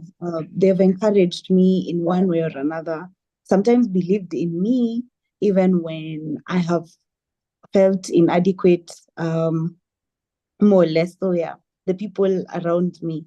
And I was listening to, I think it was Jim Rohn who was saying that you're an average of the 5 people that you closely associate with. So yeah, the company that I keep or the people around me have mattered a lot. Then lastly is commitment to personal development. And there's a quote Bishop Oyedepo likes mentioning that the moment we stop learning, we start to die. Yes. And I think for me, that has been my mantra. So that I try to learn as much as I can, not only in my field, but also in other things, other skills that are coming up. I'll just give an example. For instance, right now, I'm in the process of wanting to start a business. So learning about business, learning about money, learning about marketing and all that. So I think that has been the other third pillar. Yeah. Thank you so much, Bernice. And one of the things I'm going to pick up from what you said is your association, your association, your association, your association. There's this quote that same Bishop Oyedepo used to say, those that walk with many. Those that run with few. But those that fly alone. So technically, I'm not telling you to fly alone. What I'm trying to tell you is that sometimes your companion should not be in the number. So if it's just few people that are level-headed like you, that are going on the same journey, those are people that you should carry along. Those that walk with many. Those that run with few. But those that fly alone. Trim your companions. Before you call somebody your friends, ensure that you've looked at the values and they totally align with yours. Thank you so much. And the last thing I'm just going to add to what everyone have said, I'm saying it back to you. And the last thing I'm going to add is consistency. Life might not it might not really go like exactly as you always want it. It's not like what you want today, it goes like this. But I want you to be consistent with whatever you are doing. With consistency lies the power ahead. But if you are not really consistent, you might not really eat the fruits of your labor in code. So be consistent, have God, keep learning, trim your companions, be committed to self-development, be courageous, and look at that image that you've painted. All right, thank you so much, everyone. And thank you, Morenike and the whole team for having us. We are turning back the mic to you. Thank you. Yay, this was so good. Like, can we continue and like just continue talking and learning? Like this panel was so good. Guys, can we give it up for each and every panelist and for our moderator per excellence, Success Via? Because that was even the first name I knew you as. And I was like, oh yeah, that's actually what I knew you as, Success Bio. Auntie, you are one with your message. So thank you for being one with your message. Thank you so much. Sheung Kim just shared my whole life. How I used to run away from reading in secondary school. They will call, oh, come and read the Bible passage. And I will run away. I will literally run. There was a day I ran out of service because I was crying. I was like, no. And then, but these images kept, coming to my mind. And then in university, one day pastor was like, someone come and pray over the offering. I knew it was me. I knew. I was like, never. And I sat there and pastor came in front of me. Somebody should come and pray over this offering. And I was just looking away like, what is all this one now? Please, wait. And when they would say, oh, the first person to get to sports center would be the one to lead prayer. And then I would just stay at one corner. And once I see another church member, then I'll now walk behind the person so I don't lead. And I heard one day, strike 3. How am I supposed to teach you how to speak in front of people and become all I want you to be when you keep running? How exactly? And I was like, oh, so that was teaching, right?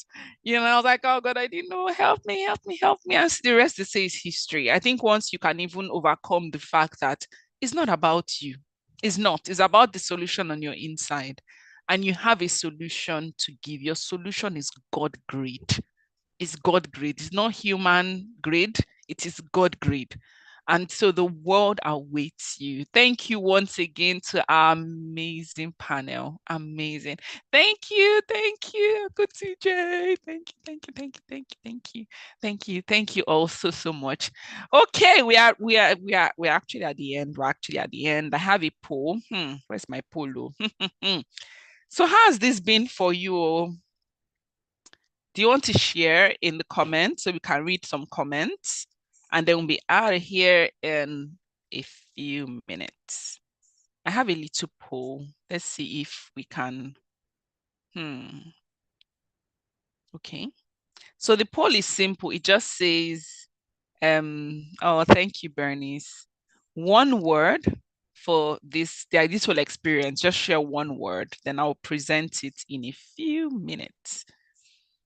Just say your own. Please don't put sentence. Don't say you will send you feedback form, right? But just put one word, so that we can share that in a bit. Let me see.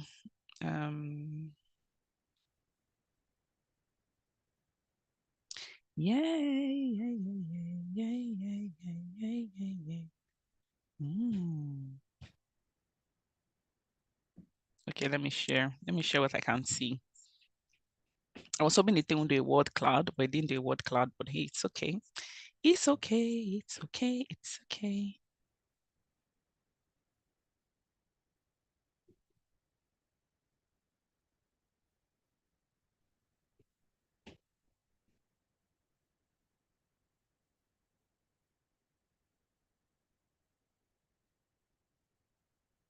So the words,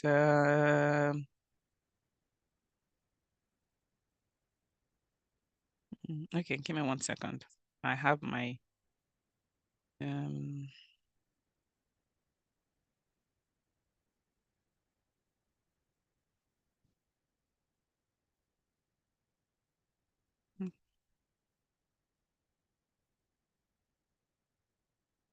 you see? Oh no, it's telling me it's okay. Let me just stop this share because it's not doing what I want it to do. Okay, but let me just read some of the words that I can see. Yeah.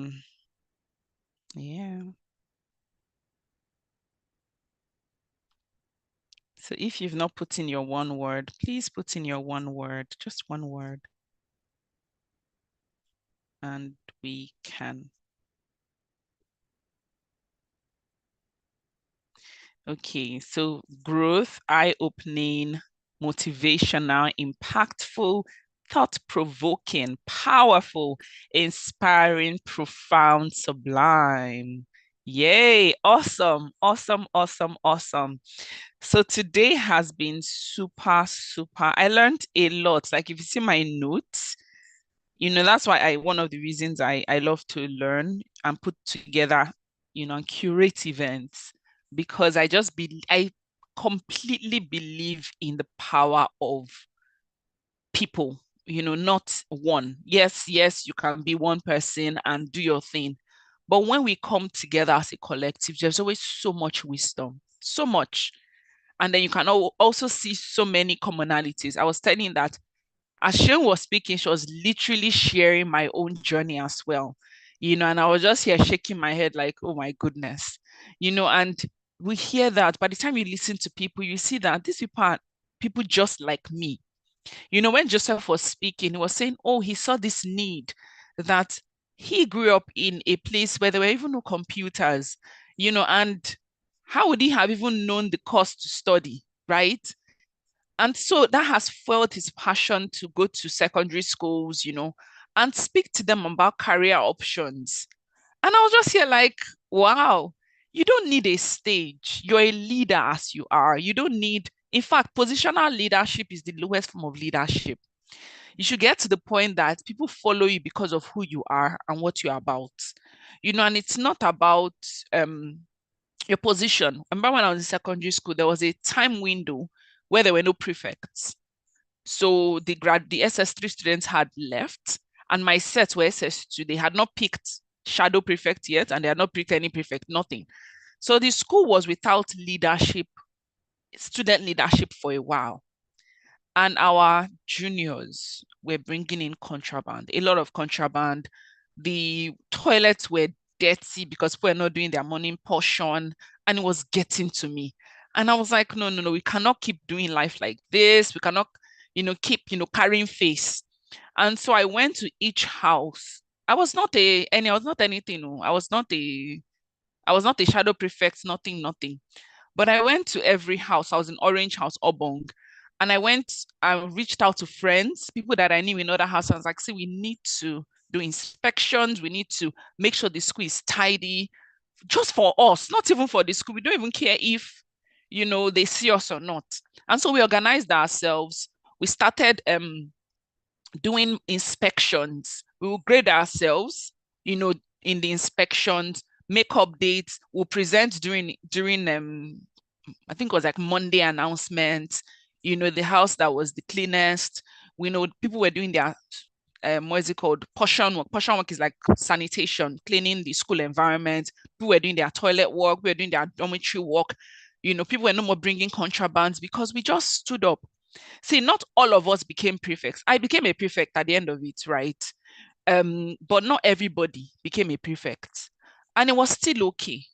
But I still meet people today and they're like, oh, I remember you. I'm like, me, I was quiet. Say you were quiet, but we know you now, and it just shows that your influence goes a long way. And where you are, you can make a difference. I put in the comments that be the change you want to see in the world. Don't look to politicians, you are the future. Don't look to governments, to organizations, and all these things are good.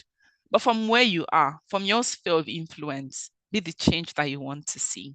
So thank you, each and every person. Thank you so much for making today awesome. Like today was awesome. Like, was it not awesome? Was it not awesome? Was it not awesome? Thank you. Thank you so, so, so much. Oh, wow. Sharon says, thank you so much for this, ma'am. Saw the event from LinkedIn from Mrs. Felicia's page. And I said, let me come. And I came in at the right time. Awesome. Wow. Thank you so much. Thank you, thank you, thank you. So, Ebon says it's also insightful and encouraging. I'm not alone on this leadership work. You're not. Auntie, I'm committed to you guys. I told you my mission is simple. I want to raise you to lead your world and impact your world and drive change. And so I'm here with you, right? I'm here. Hi, Bimbo. How are you? I'm here with you. Thank you so much for being a part of today's session. Congratulations once again to our iLead Good Values participants. Sheba, please, can we post the wait list for upcoming iLead sessions? Just help put in the comment section so that people could, if you want to register, you can. It's 3 levels. It's intense. We don't do small things because a mind, when it's stretched by growth and a new idea, never returns to its original state. So we stretch you. Yeah. But hey, announcements. The Grow You course. So if you were part of Lead You course last year, Lead You course was a personal leadership course that occurred last year, 5 weeks. It was on personal leadership. Your leadership is personal. You must have emotional intelligence. You must have the right attitude. And then D was for discipline. That powers your personal leadership. And we did that. Oh, we had a beautiful time. This year, we're having a personal growth course. It's going to come live mid-July. So please mark your calendars. It's going to be about 5 to 6 weeks. You know the drill. We are working to improve and make sure everything is better. Grow You course. Your growth is personal. Your growth is required, and your growth is your responsibility. Your growth must be organized, and your growth will make you world-class and wholesome. And with the Grow You course, we're going to have master classes so pillars that power your personal growth. And those pillars, pillar of vision. We're going to speak about vision. We're going to speak about, community. We're going to speak about well-being. I've forgotten to do that too, but hey, we're going to do all of that. So mark your calendars. Don't worry, you start seeing information about it coming out soon. But hey, we got you. And then for my people in university, secondary schools, the academic excellence movement is going to be launching this year. So look out for that as well. Sheba, did I miss out on any announcements? I want to say a big thank you to Sheba again, because Sheba is my girl. She's not just my girl. She always, shows up, and she always helps me. And I honor you. I say thank you, and thank you to you and each person who made this a success. So Sheba, any final words from you? My Titi mentors, thank you too. Okay, thank you. All right, everyone. We have successfully landed as our destination on our journey of growth. So please look for ways to grow. Make sure you are reading a book per time. It's not even about reading 52 books in 52 weeks. If it's one book, two books you are reading in a year, but that you squeeze the juice out of the book, is good. But make sure that you are growing, you're expanding your mind, you're exposing yourself to greatness, and you're holding that image of where you want to be. I want you to dream, and not just dream, but dream bigger. Dream bigger. When you finish dreaming bigger, sit down again and be like, but is this big enough? And then shake your head and dream some more, right? And then put actions to your dreams. Remember, who remembers the quote I want to say? Does anybody know the quote I want to say? Is the Maxwell quote? I lead students. Ha. Okay. Oh. So your dreams are free, but you have to put in the work. You have to put in the work. All right, everyone. I'm signing out. Bye.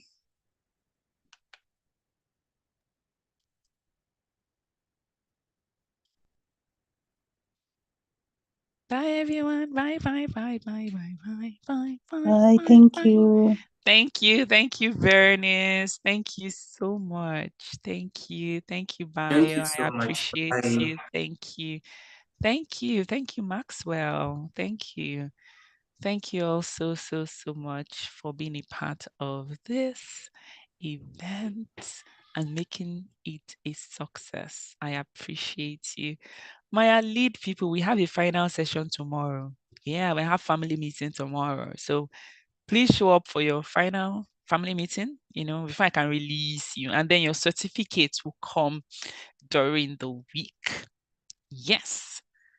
So yeah, so for our courses, like Lead You course, we had people who were 16, even younger than 16 that took the course. It was interactive. And then we have age groups and all. So you'll be fine. You'll be very fine. You'll be very, very fine. Don't worry. You'll be very fine. Even our best student last year is here. Has she dropped off? Uranus, are you still here? So we've had amazing time. So bye everyone. Look out for it. Yay, yay. Hi, Uranus. How are you? I just left a message on the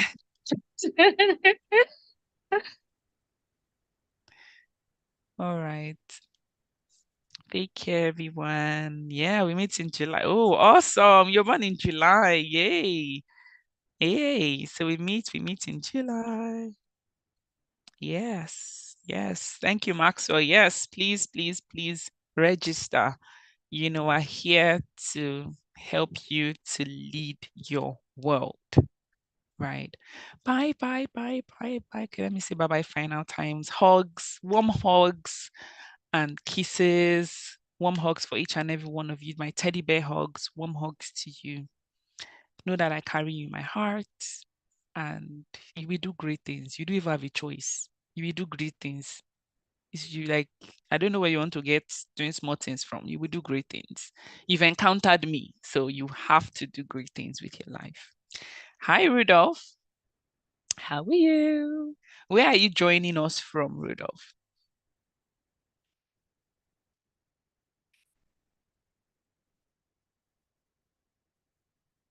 Bye, bye, bye, everyone. Bye, bye, bye. Oh, from Ghana. Okay. So our Ghanaian family is increasing. Yes. Hey, Joanna. Hi. Hi. All right, peoples, let me go and meet my family members that have been trying to open the door to my basement for a while now. Bye.